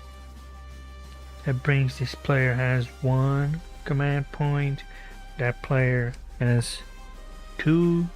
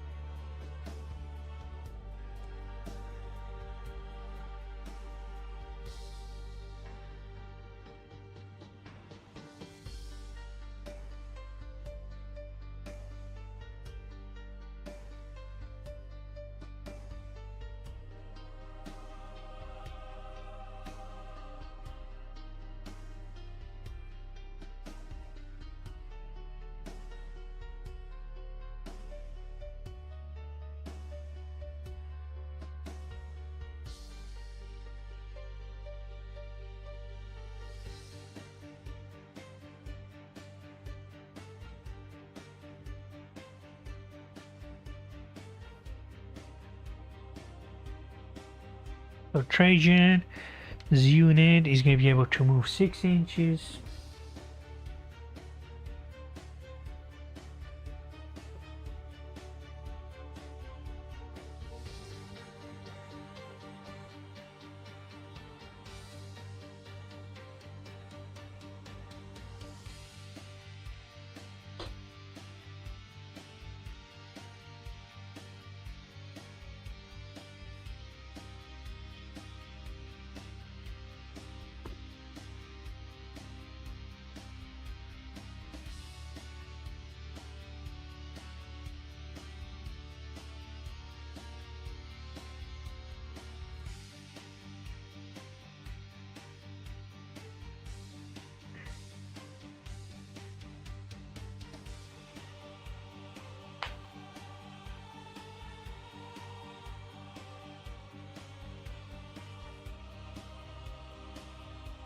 So again, as per the rules that we decided, there are 2 doors here.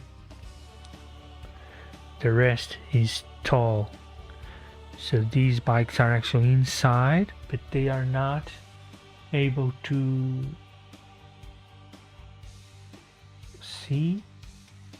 be seen.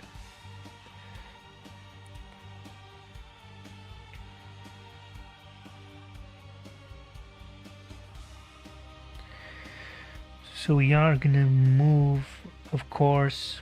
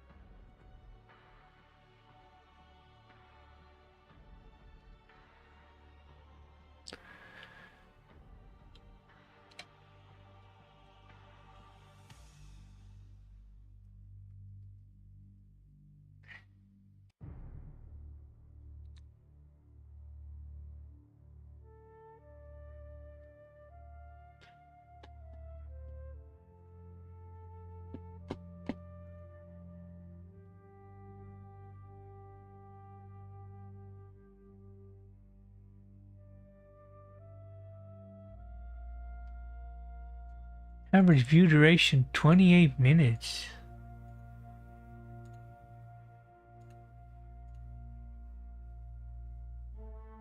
It would be interesting if you guys could drop a message. But you know, thanks for checking out the stream anyway.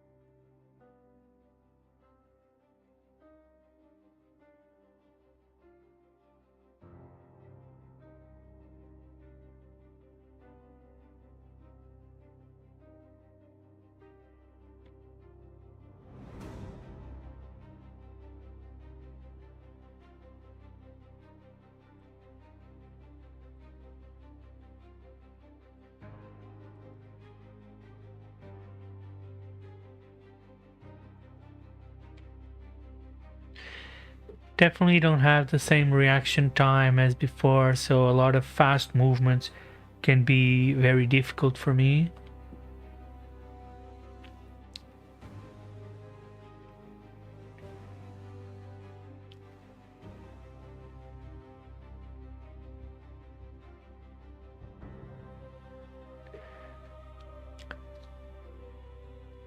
Other than that, sometimes becomes a bit difficult to, in some cases,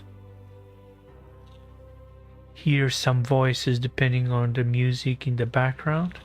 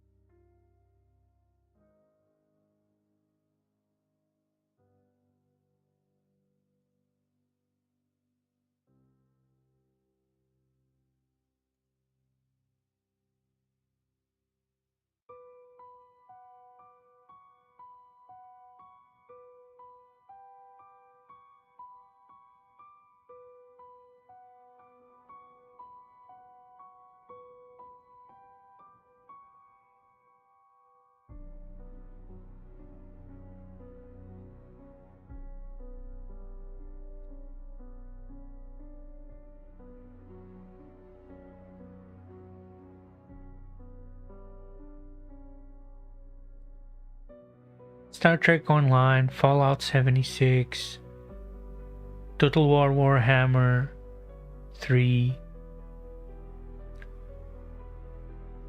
Warhammer 40,000, Tacticus, Fallout Shelter,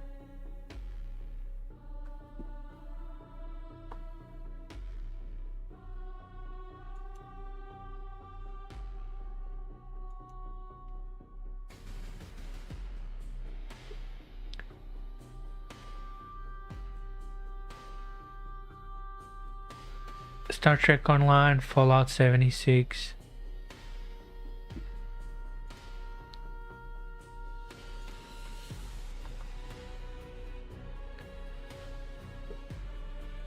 and Total War Warhammer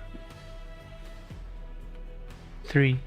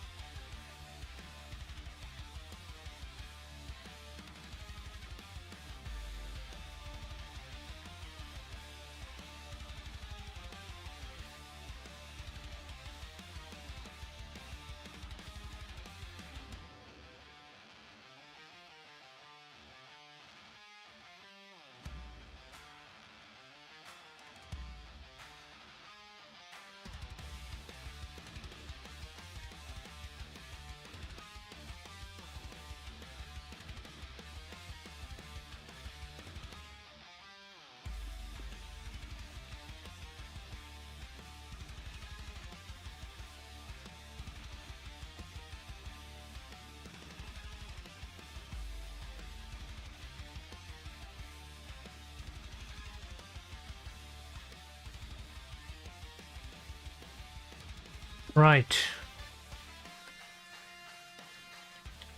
How's it going, everybody? Can you hear me?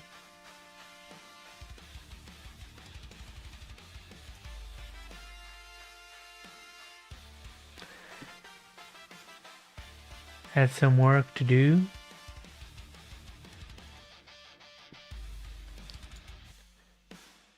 But we're right back at it again.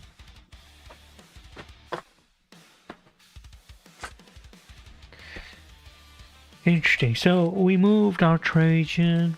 All good. Here we're gonna have some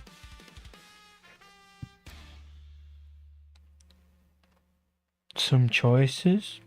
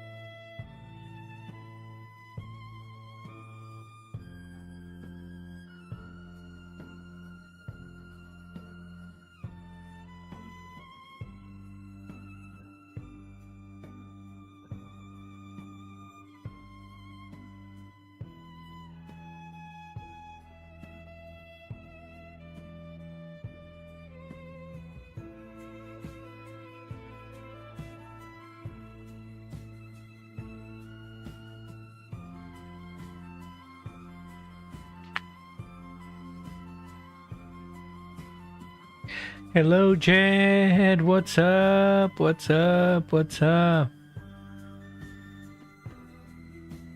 We're playing Warhammer. Check it out. Bet you didn't see that one coming. Check it out, my man. How are you doing, Jed? Really appreciate you. We just moved our captain here. We're considering here if I would want to declare using my CP to actually fire Overwatch, but I think there's still too much game to play. We're gonna hang out, see how it's gonna play out. So we're actually not gonna fire Overwatch, waste all our CP. We only have one. There are two over there. So what we're actually now looking at is at moving our very cool leftover wardens, because we obviously have to check their range.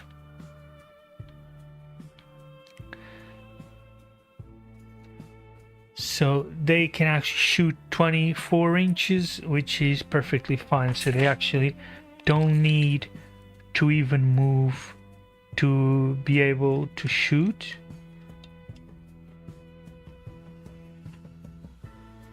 So that's all our movement done.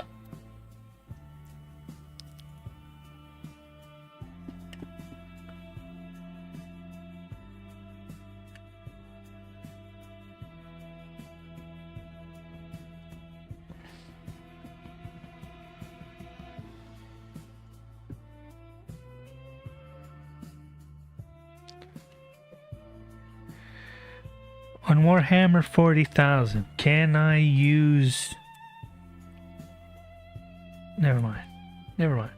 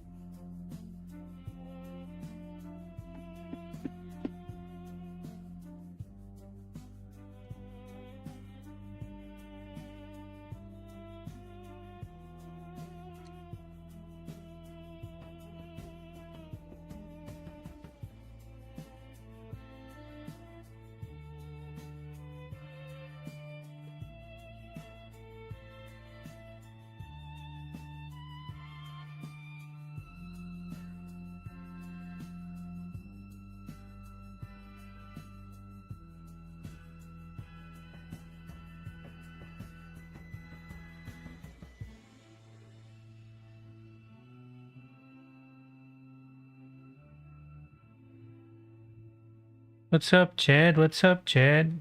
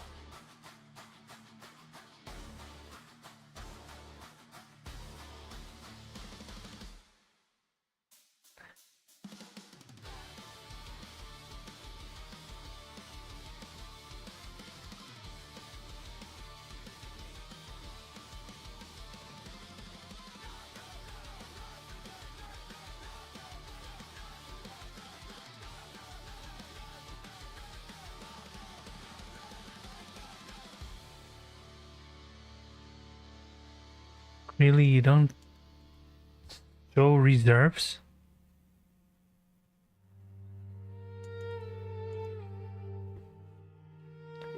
Reserves.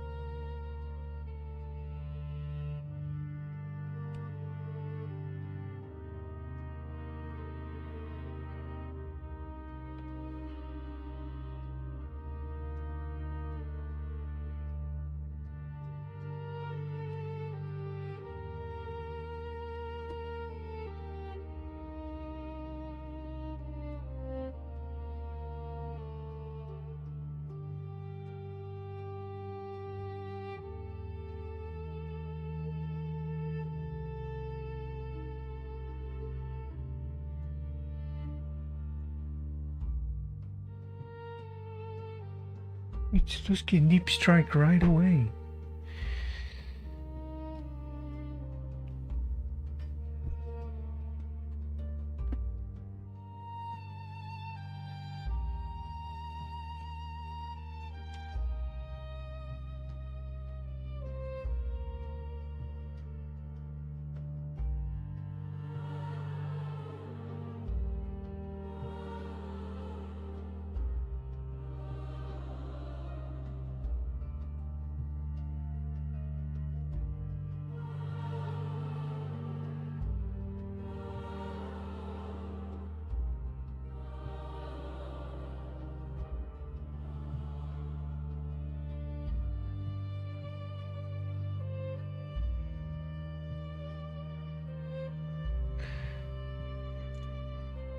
Ah.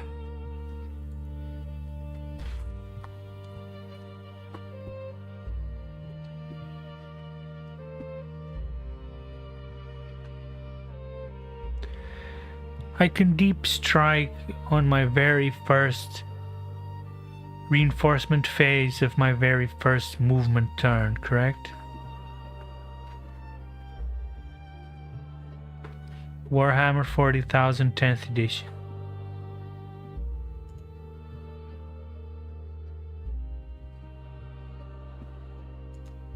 My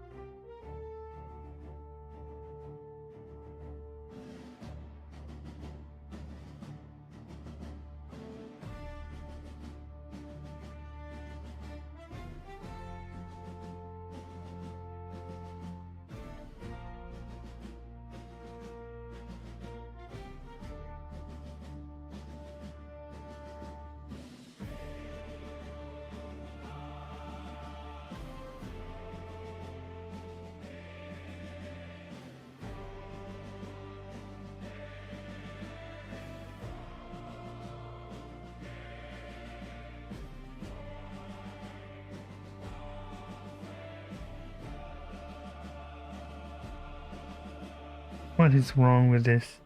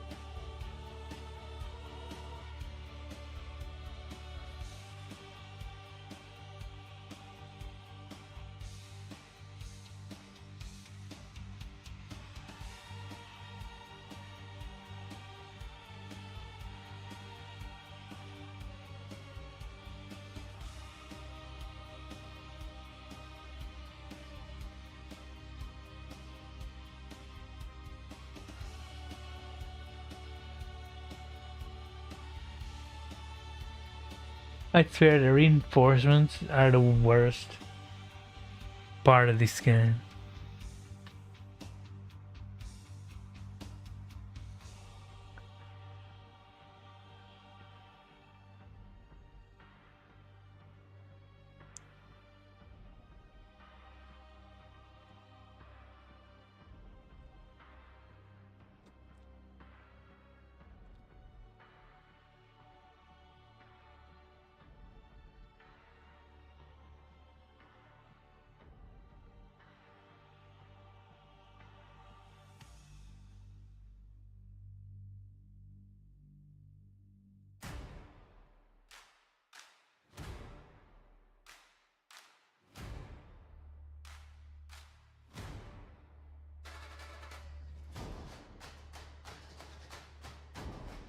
GM fam.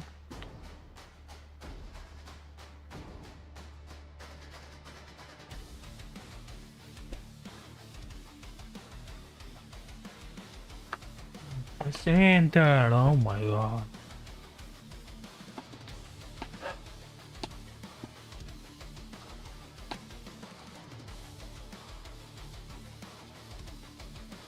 Hello? I mean, that's a lot of viewing, to be fair.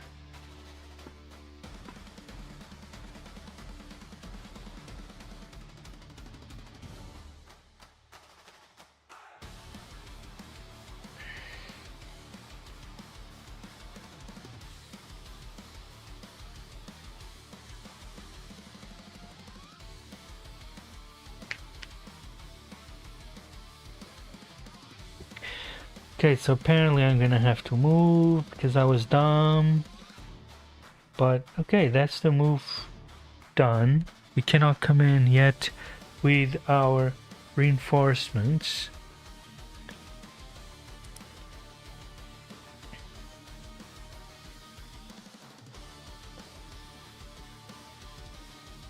Still a lot of game to go, so yeah, taking it really slow.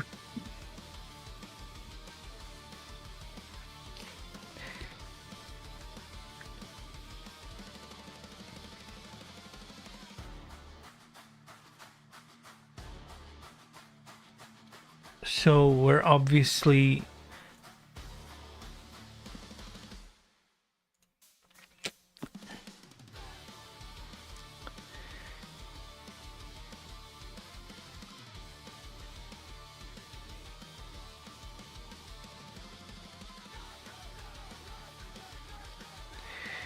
Wardens. We're gonna go to the shooting phase of the Wardens.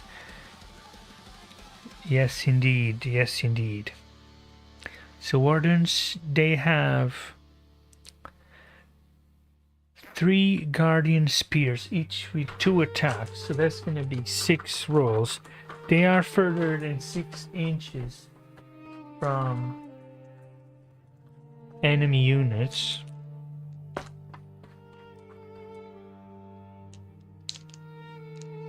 So there are 6 attacks here. Ballistic skill is 2+. We are getting +1 to the hit roll.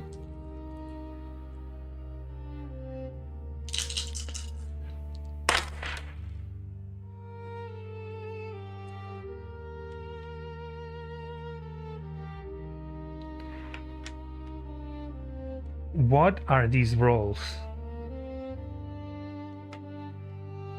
This always fails. This is a hit. This is a crit. I didn't choose.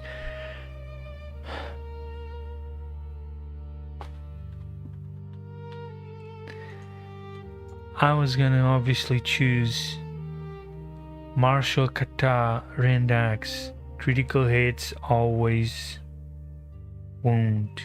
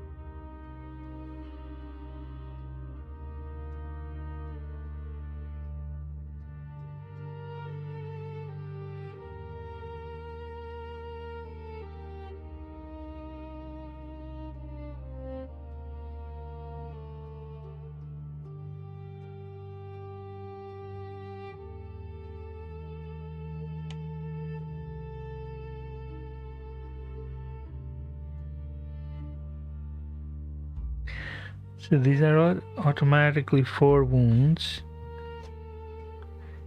This hits. I have to now roll to see if it wounds. So they have toughness 7.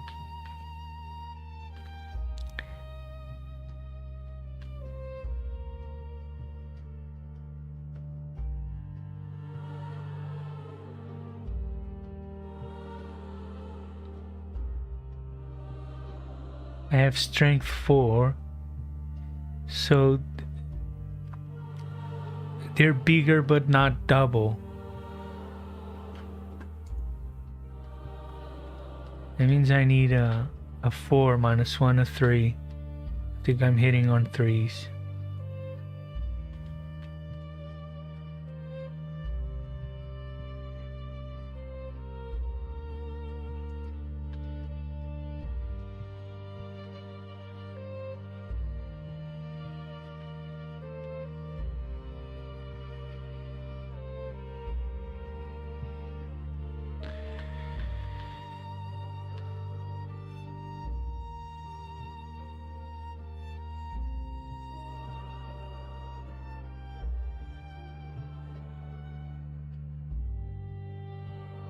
I'm hitting on 4s.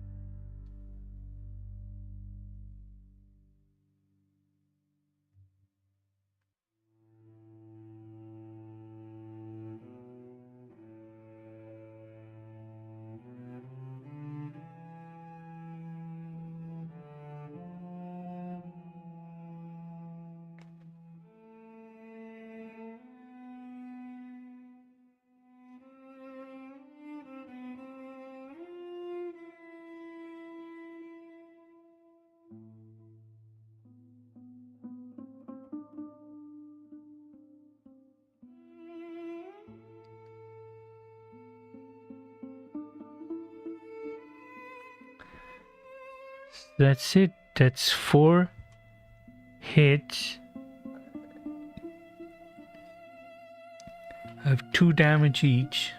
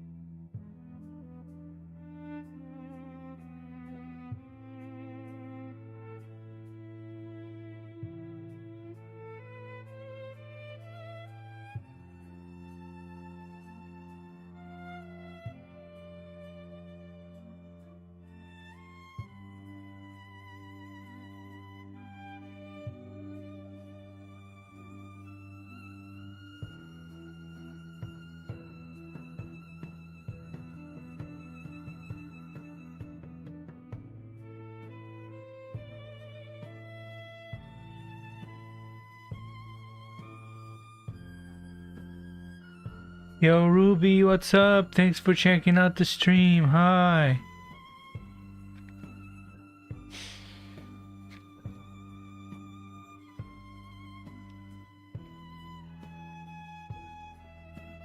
no freaking way.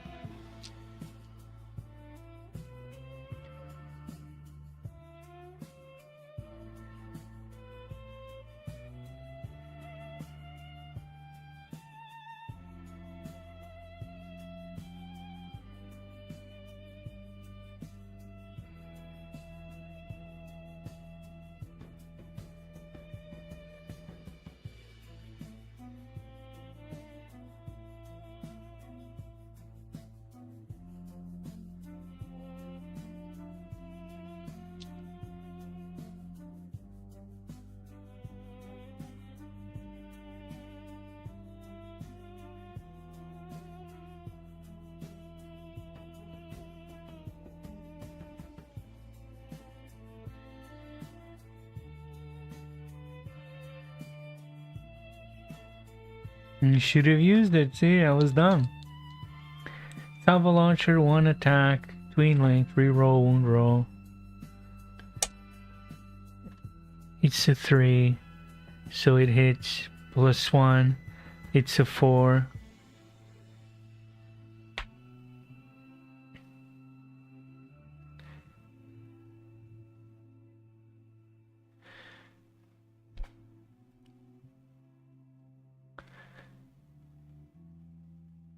Strength 10, toughness 7.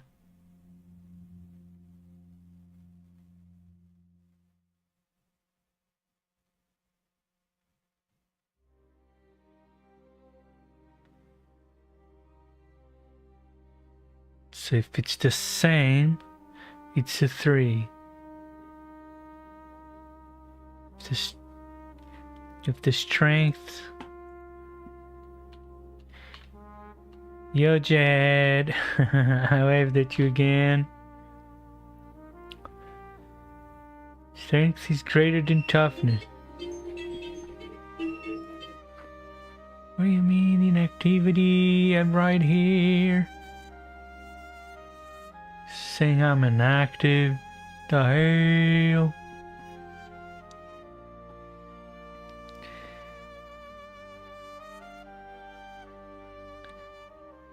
Strength is bigger than so.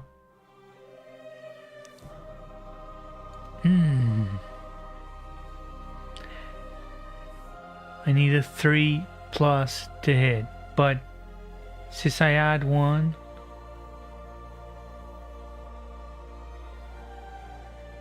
so I only need a 2. Yes, so that hits.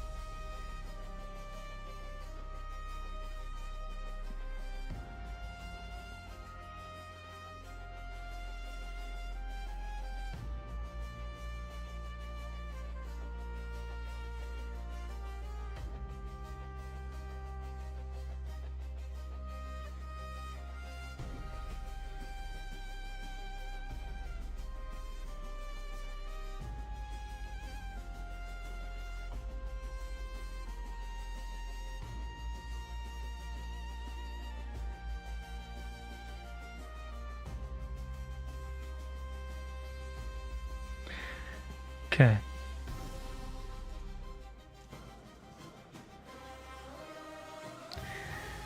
My save is 2 plus.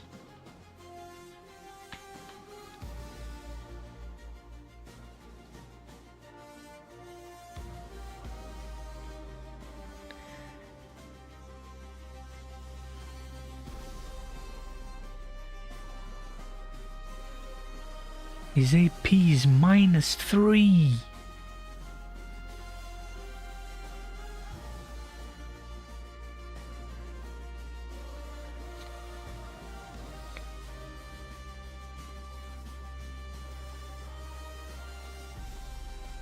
So I need a 5.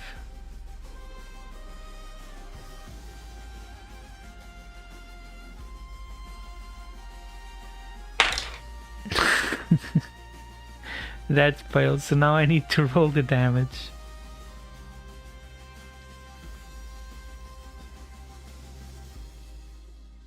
If I get a 2, he's dead.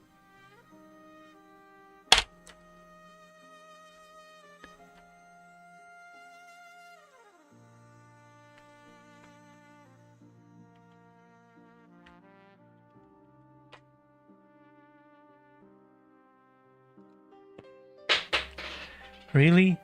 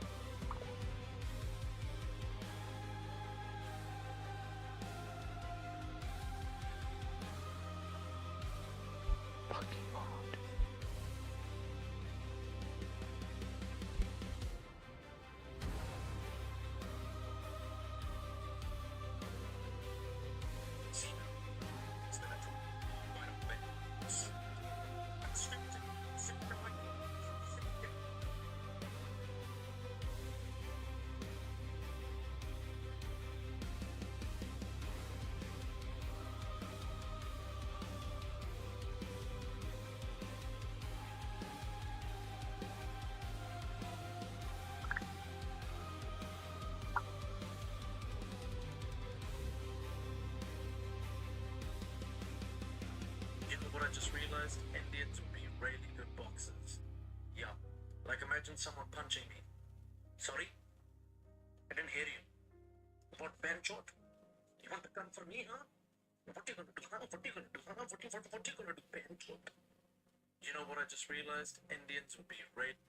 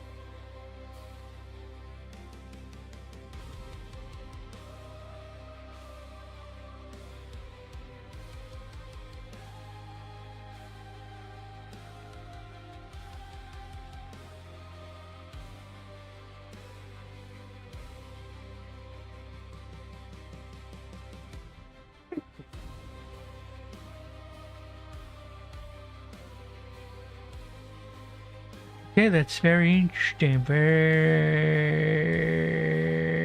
interesting. What does the stealth even say again?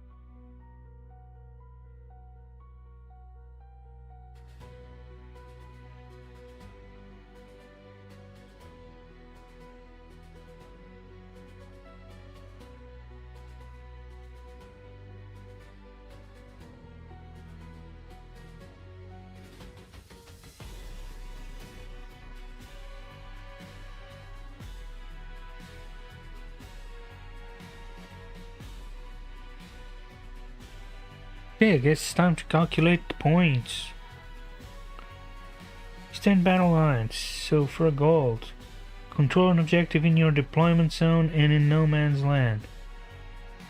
Yes, we do. Only have one objective. Only have one unit in the battlefield and control an objective in no man's land. We don't.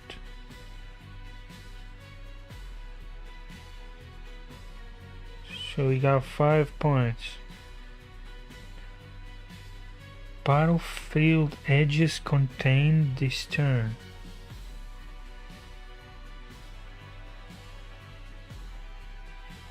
What does that mean? Battlefield edges contained this turn.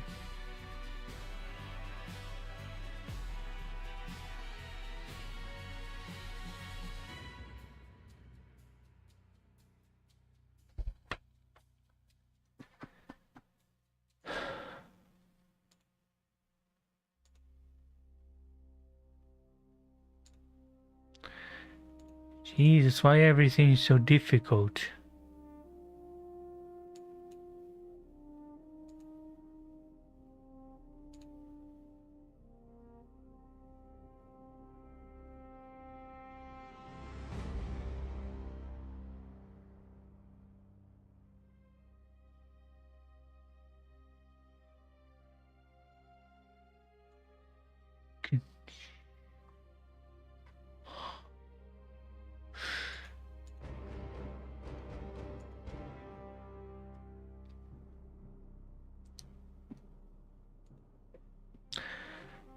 What does battlefield edges contain this turn mean in the containment mission?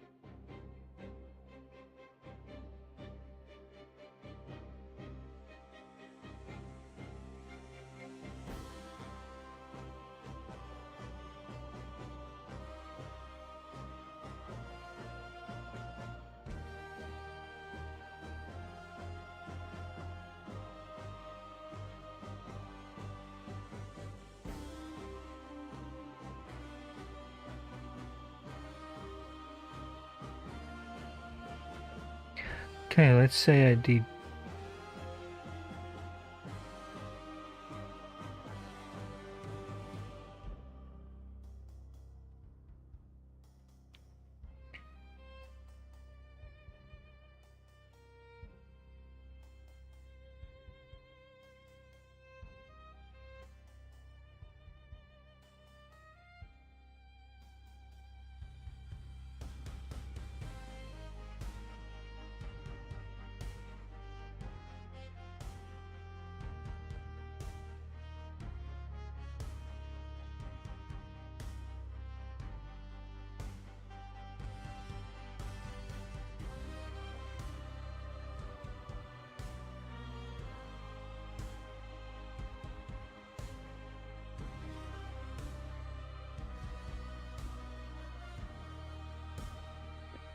Here we go, round 2.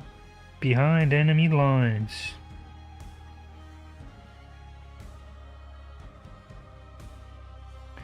And overwhelming force.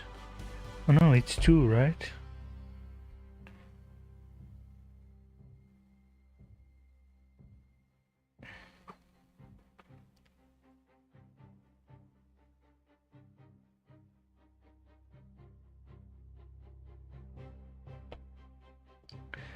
So we are now in the command phase.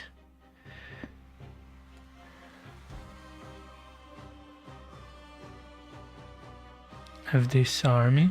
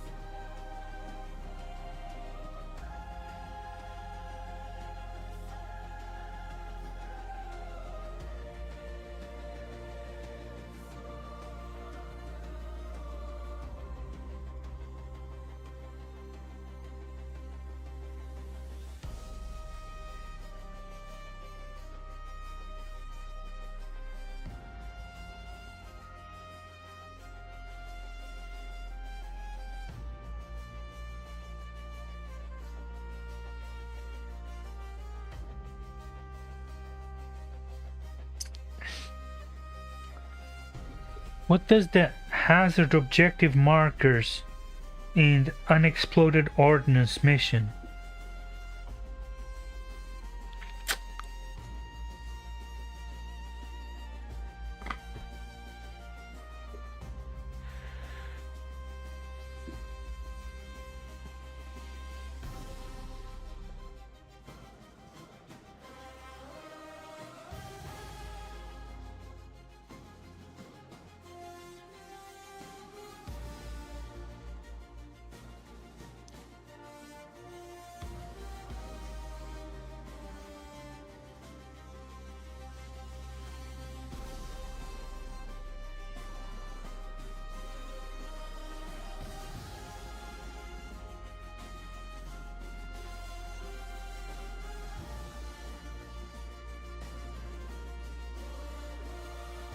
What does unexploded ordnance mission mean with hazard objective markers?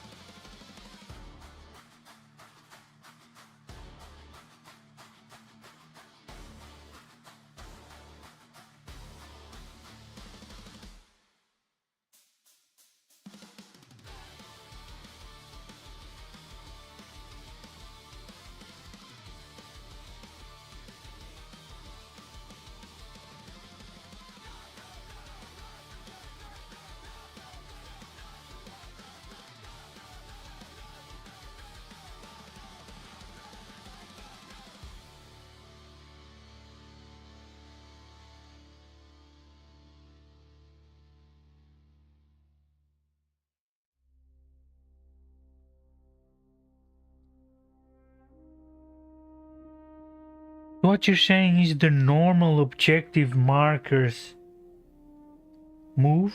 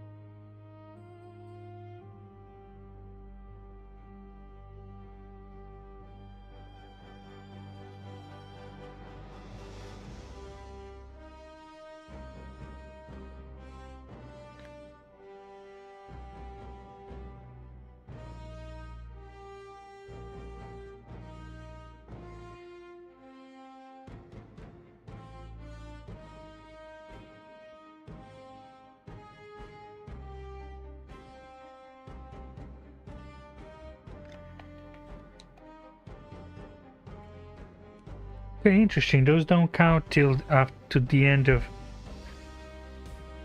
round 2. So here we go. Here we go.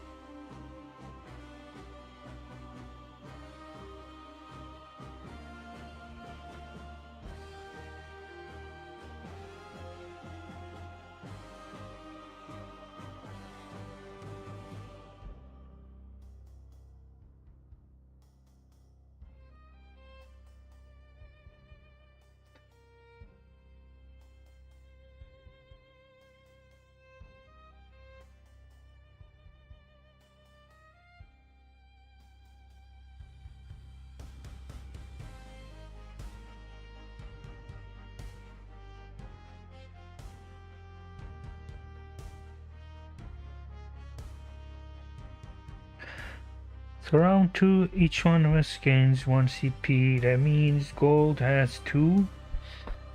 Marble has now 3. So we are in the command phase. Let's see what can we do with our army in the command phase. Any phase. Just have to do once per battle. They can do it in the same battle, not the same phase.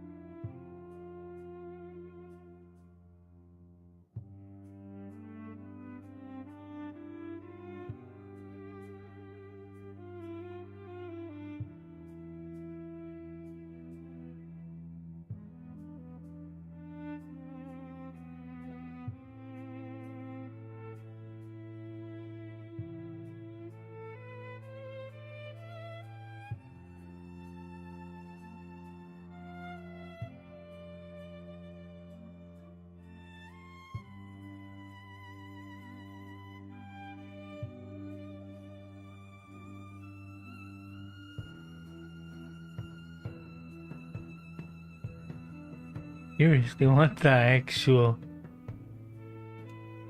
is your problem?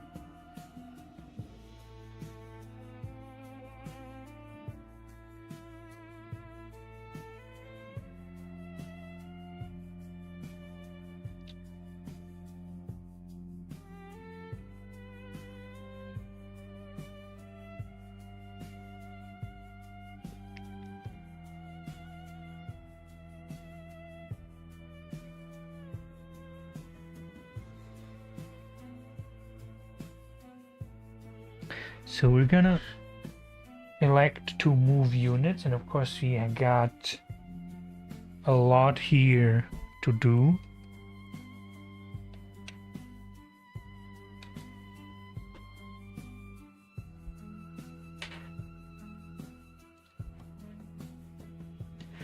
This Solaris unit can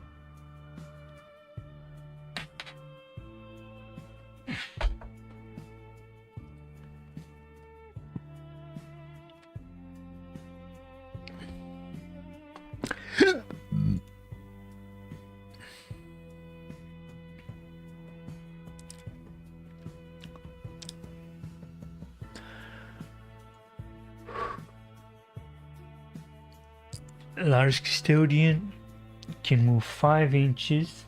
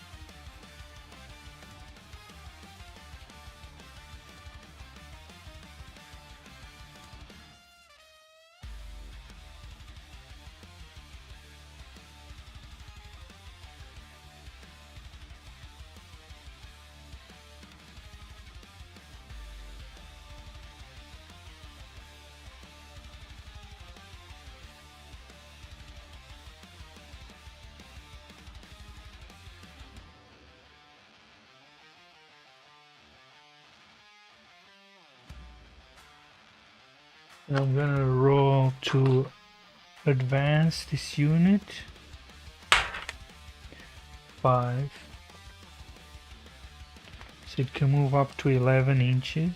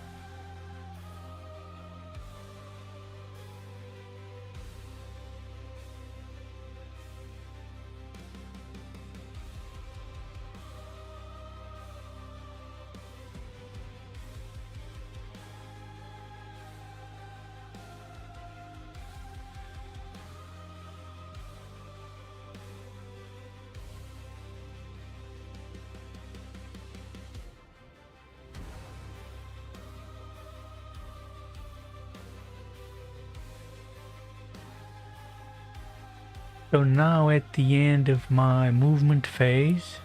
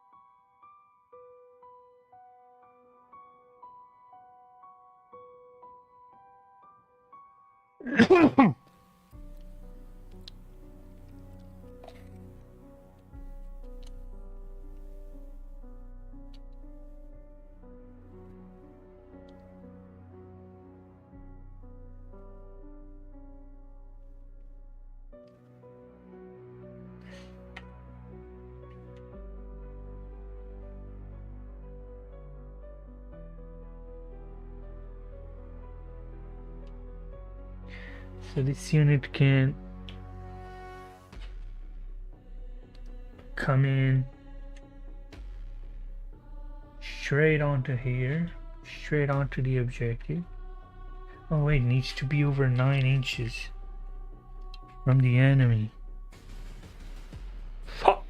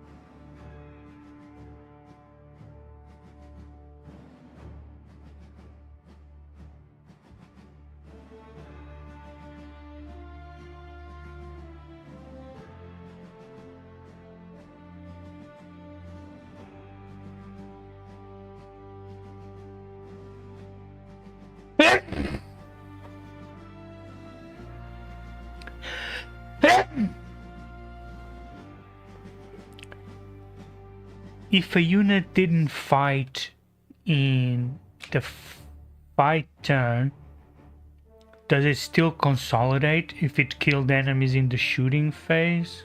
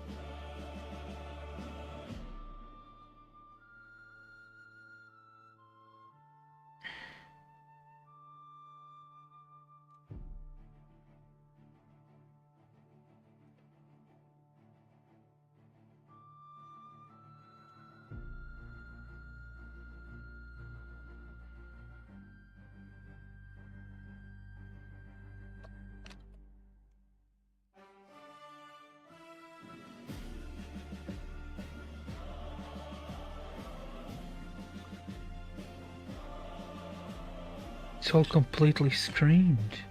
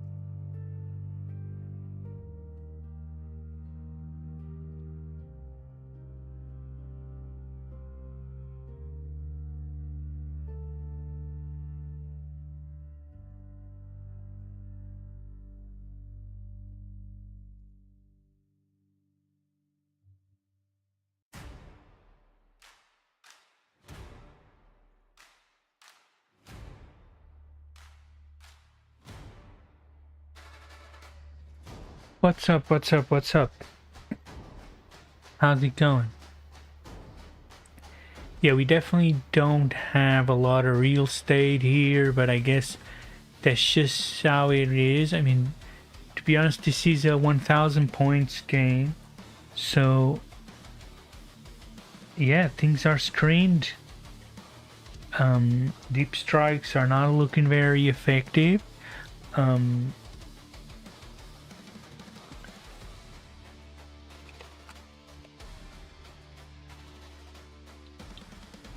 I think we might have to actually do exactly that screen, because we are actually opening maybe an opportunity here. We have to remove that exchange. Yeah, no, to be honest, he's screened. No one's gonna be able to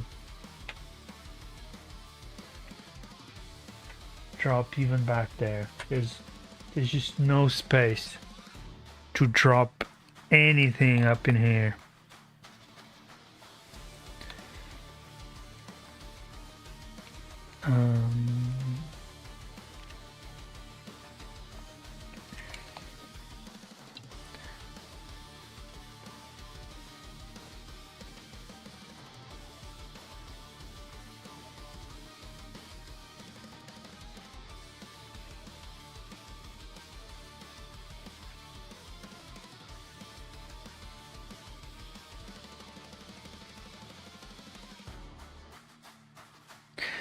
Guess we'll save it for the next turn. I think that's fair. So I believe this is the movement phase for me. Gonna again be double checking what could I possibly try to achieve into my shooting phase. What kind of stratagems, anything interesting I could do.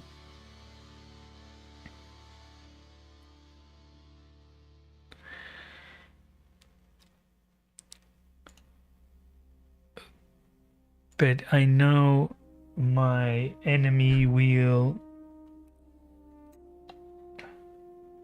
want to deep strike, and he has the chance to, even if honestly not gonna have a lot of space, and will lose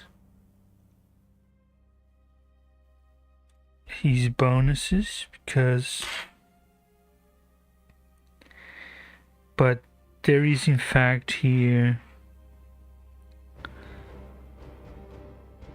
where I know he will want to, so but I'm gonna make sure I check all my stratagems.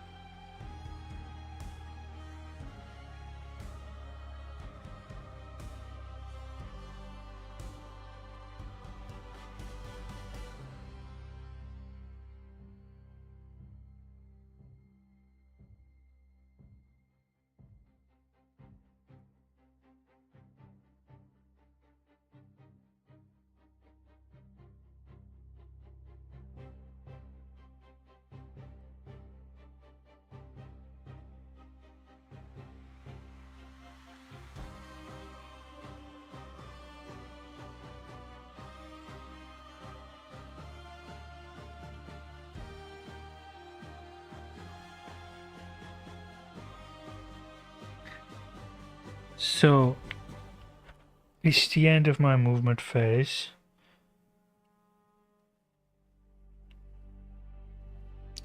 At the end of my movement phase, Marvel is going to use a CP to rapid ingress, maintaining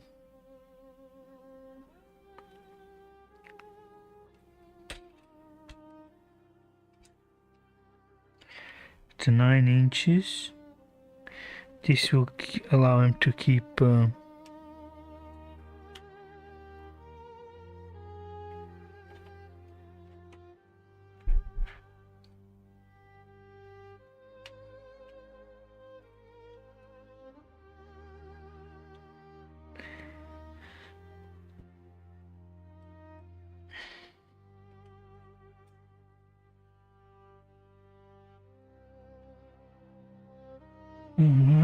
come on, why is it so hard? Everything is to the millimeter.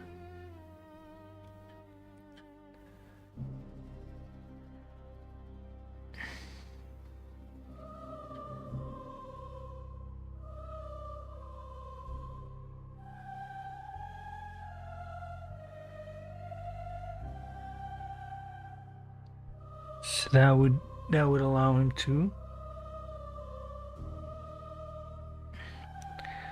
like, just barely.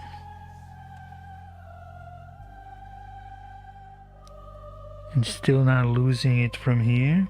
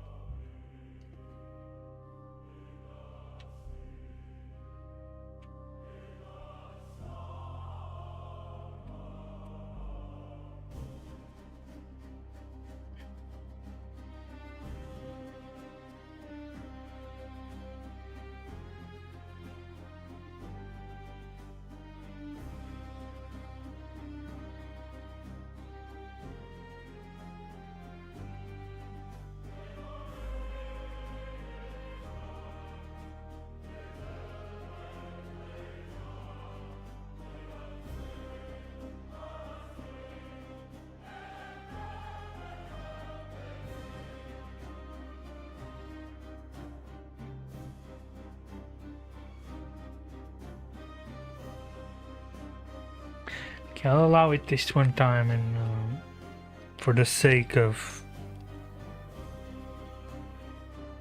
what it is, though they are putting themselves in a bit of a no, not really. Let me see that little hand. Yeah, they put themselves in a pickle. Got the possibility of getting shot, but no, them's the breaks. It is a game of precision after all. So the rapid ingress they used, they cannot move, they cannot charge, they cannot overwatch unless they're charged. If they're charged, they can overwatch. This gentleman advanced would have to use his one, but we are indeed going into the shooting phase.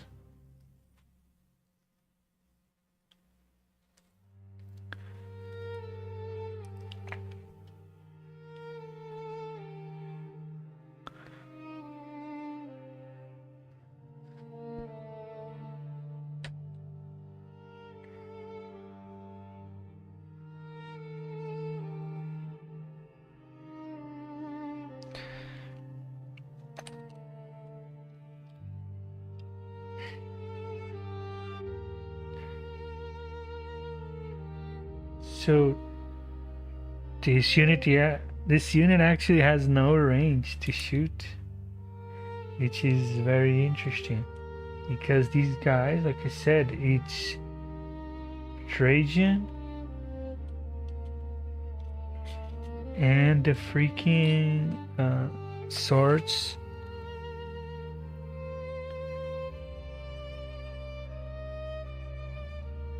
They actually are not able to shoot.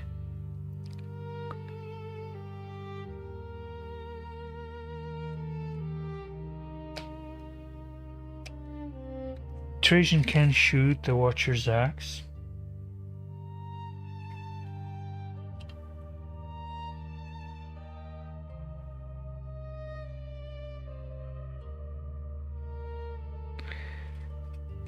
So we actually gonna resolve that.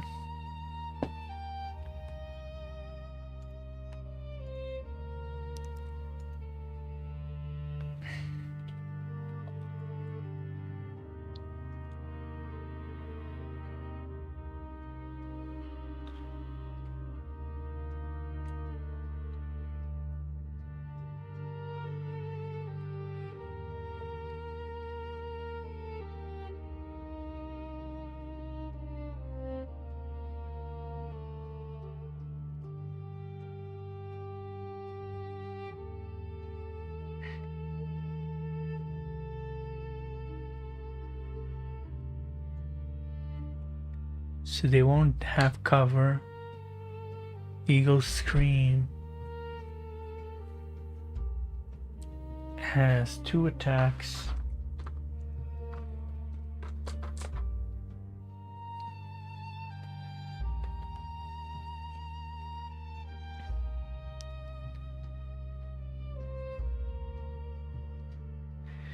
We can reroll wound rolls of. We can reroll every wound roll. Gets +1/+1, and I'm gonna choose to attack him. And on Rendax, where criticals would automatically wound. +1 to hit, +1 to roll. So 6s. So, of course, his skill is 2, so that's 2 hits. Now we're gonna roll to wound. So wound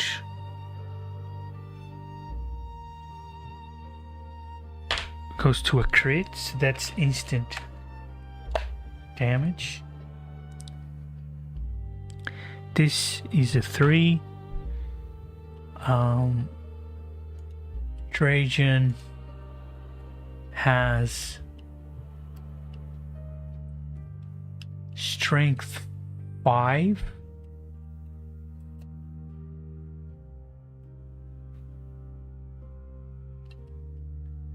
AP -2 then, so that's strength 5. And Dialaris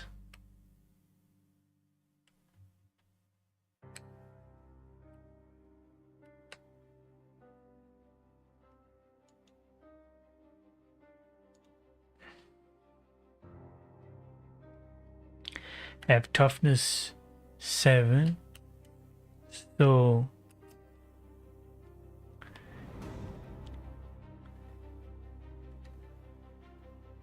if it was the same it would be a 3. It's bigger, I need a 4, but it's 3 because I get +1. They don't get any, he doesn't get any cover, so 3 hits another.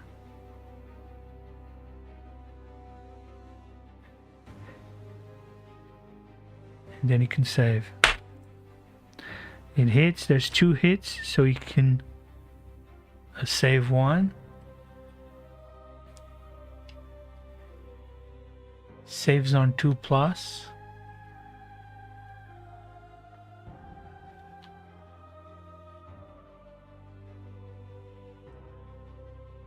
But my AP is -2, so needs a 4 to save. Didn't save, so he gets 2 hits, 2d3s. That's 6 damage.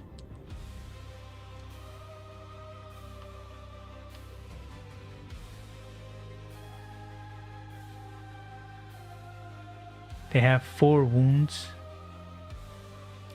So 1 dies and 1 is down to 2.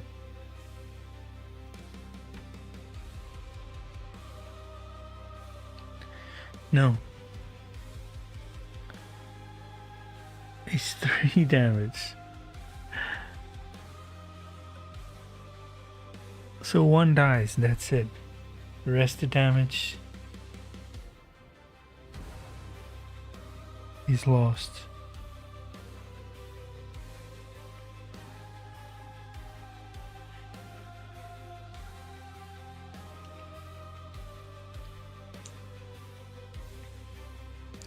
Now in my shooting phase I actually have visibility from this custodian to do the Guardian Spear. So 2 attacks with D2.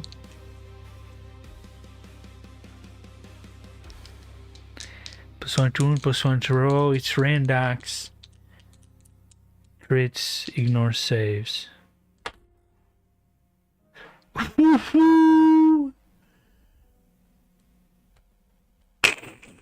There's no saves, there's no rolls, there's nothing needed. It's 4 freaking damage on the captain. He's down to 4.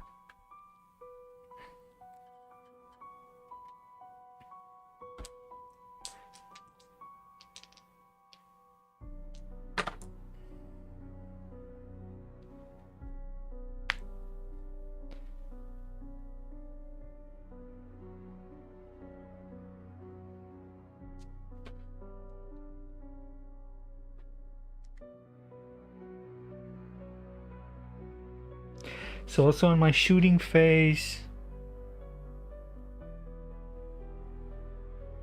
I'm gonna do an action where this thing is gonna move up 6 inches.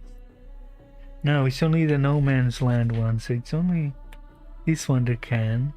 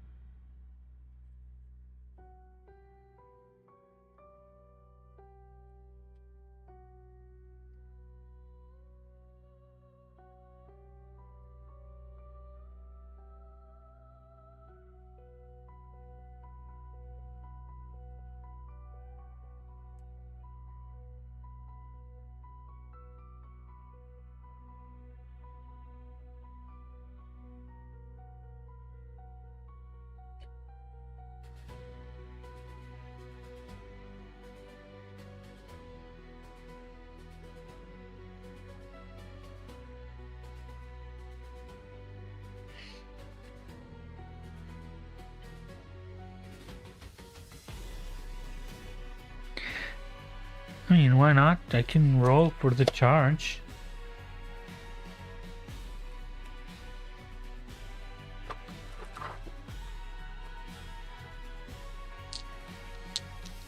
If I get an 11, I will go into I mean, it would need to. No, there's no pivot.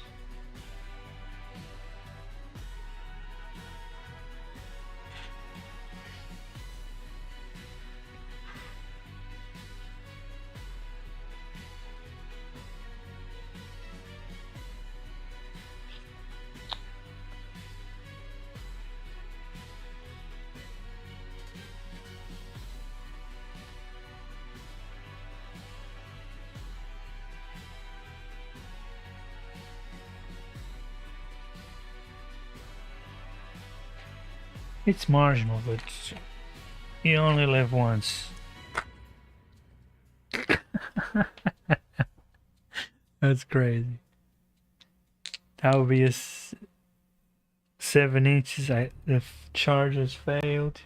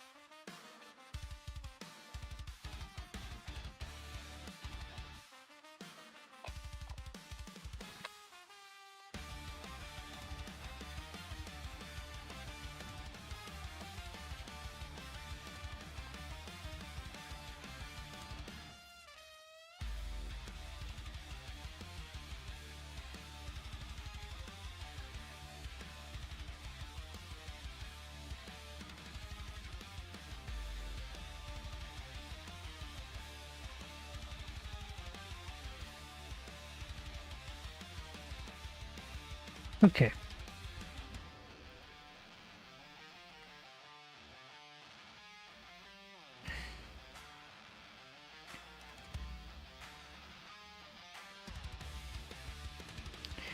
It is now Marvel's turn to move. So it's the command phase. There's no battle shock to test. There's only movement.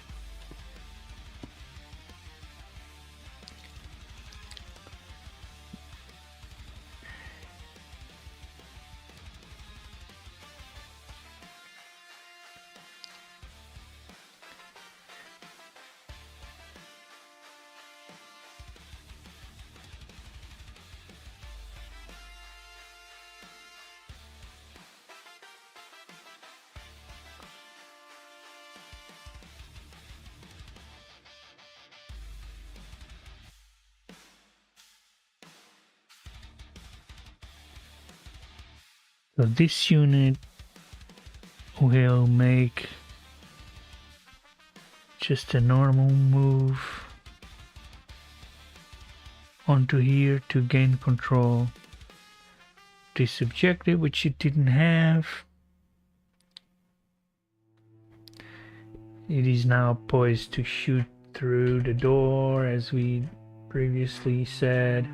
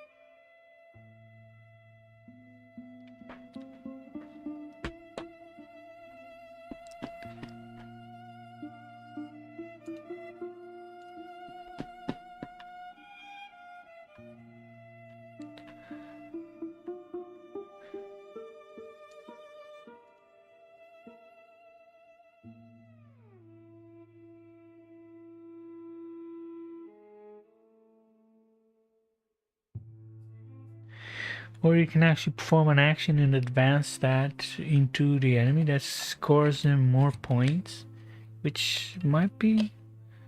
I'm not sure if they can survive, but I guess they can. So that might be a good idea. Let's go check again. So it's 6 inches to move. Now, so the Alaris are able to move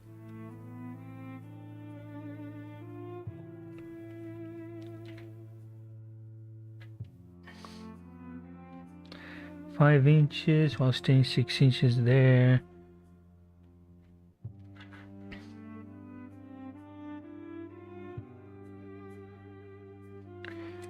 So now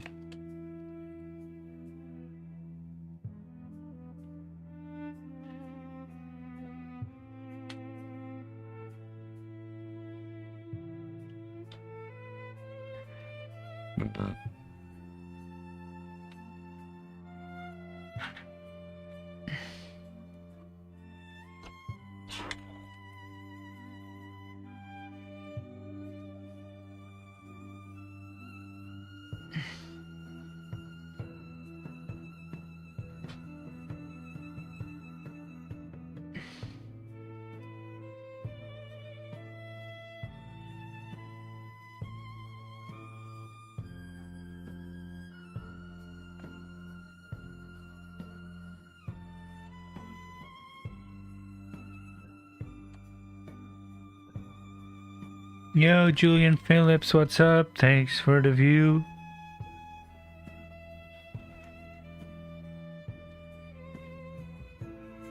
So they would move 5 inches while staying.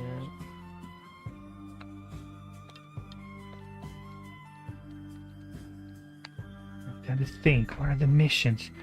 First of all, check the missions.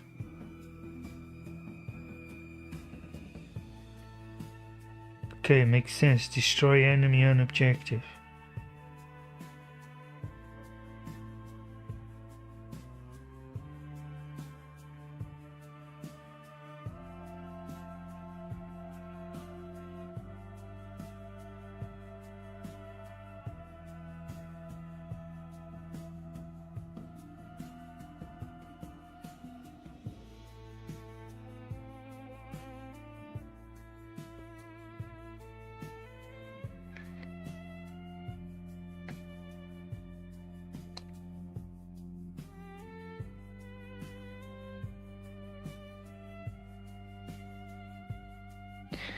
I'm just outside their range.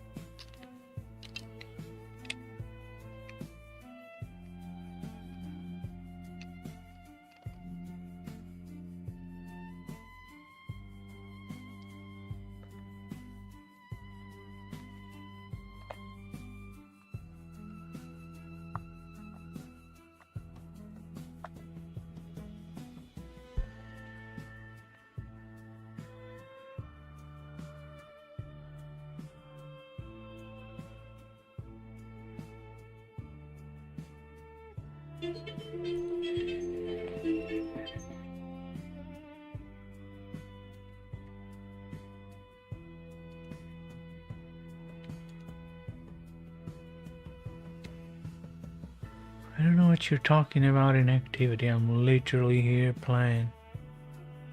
Just leave me alone.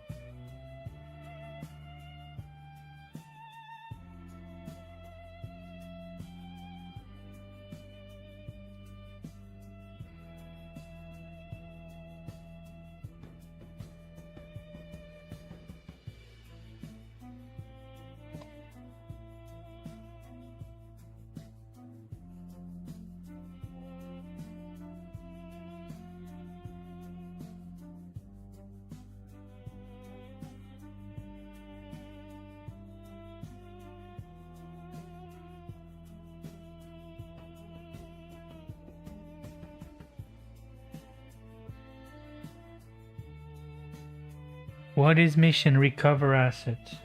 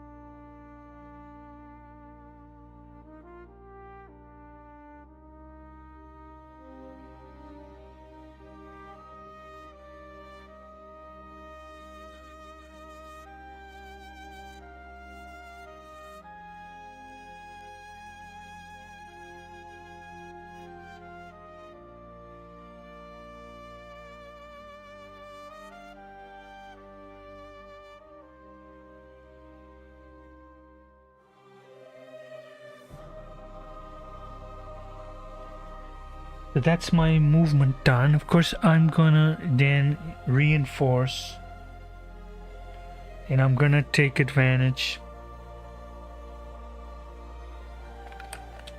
because you know I gotta do it because it just makes sense.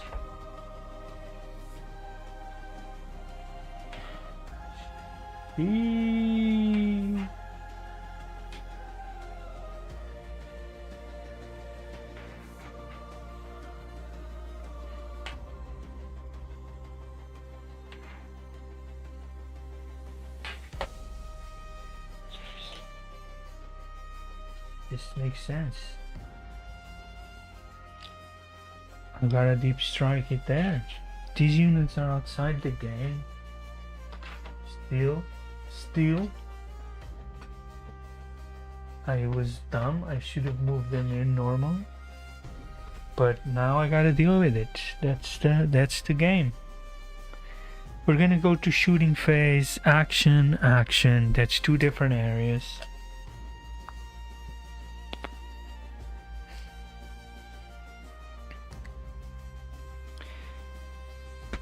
Can't call fire overwatch there. Could call there, but not going to. This of course is exactly 9 inches. That means I will be able to charge him and take him.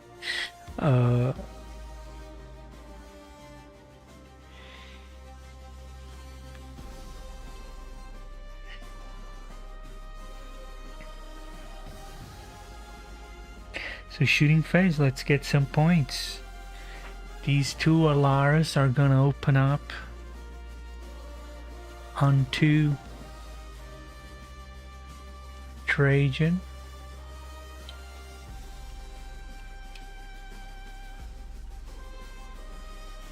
And we'll try and get some damage in.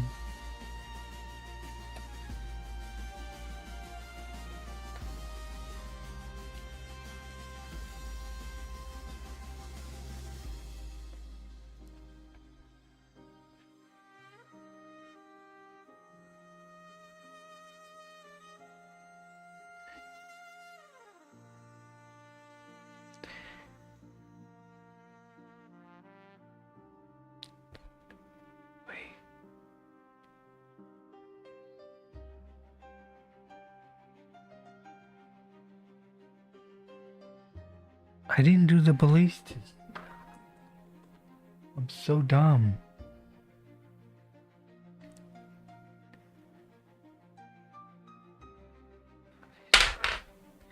Two attacks.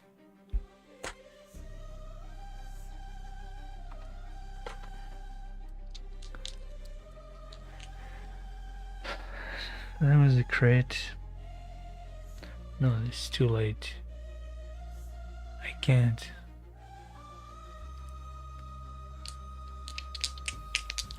It would be only 1 damage. 1 damage already went in. How's it 3 past the skill? AP -1.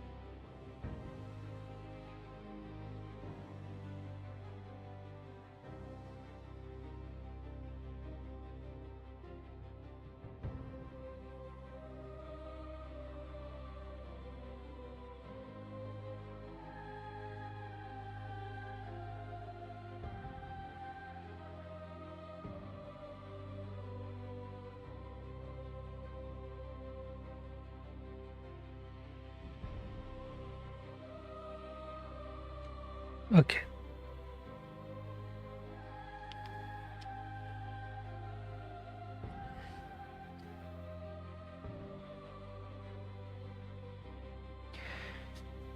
That was a test. Thanks for watching. Who cares?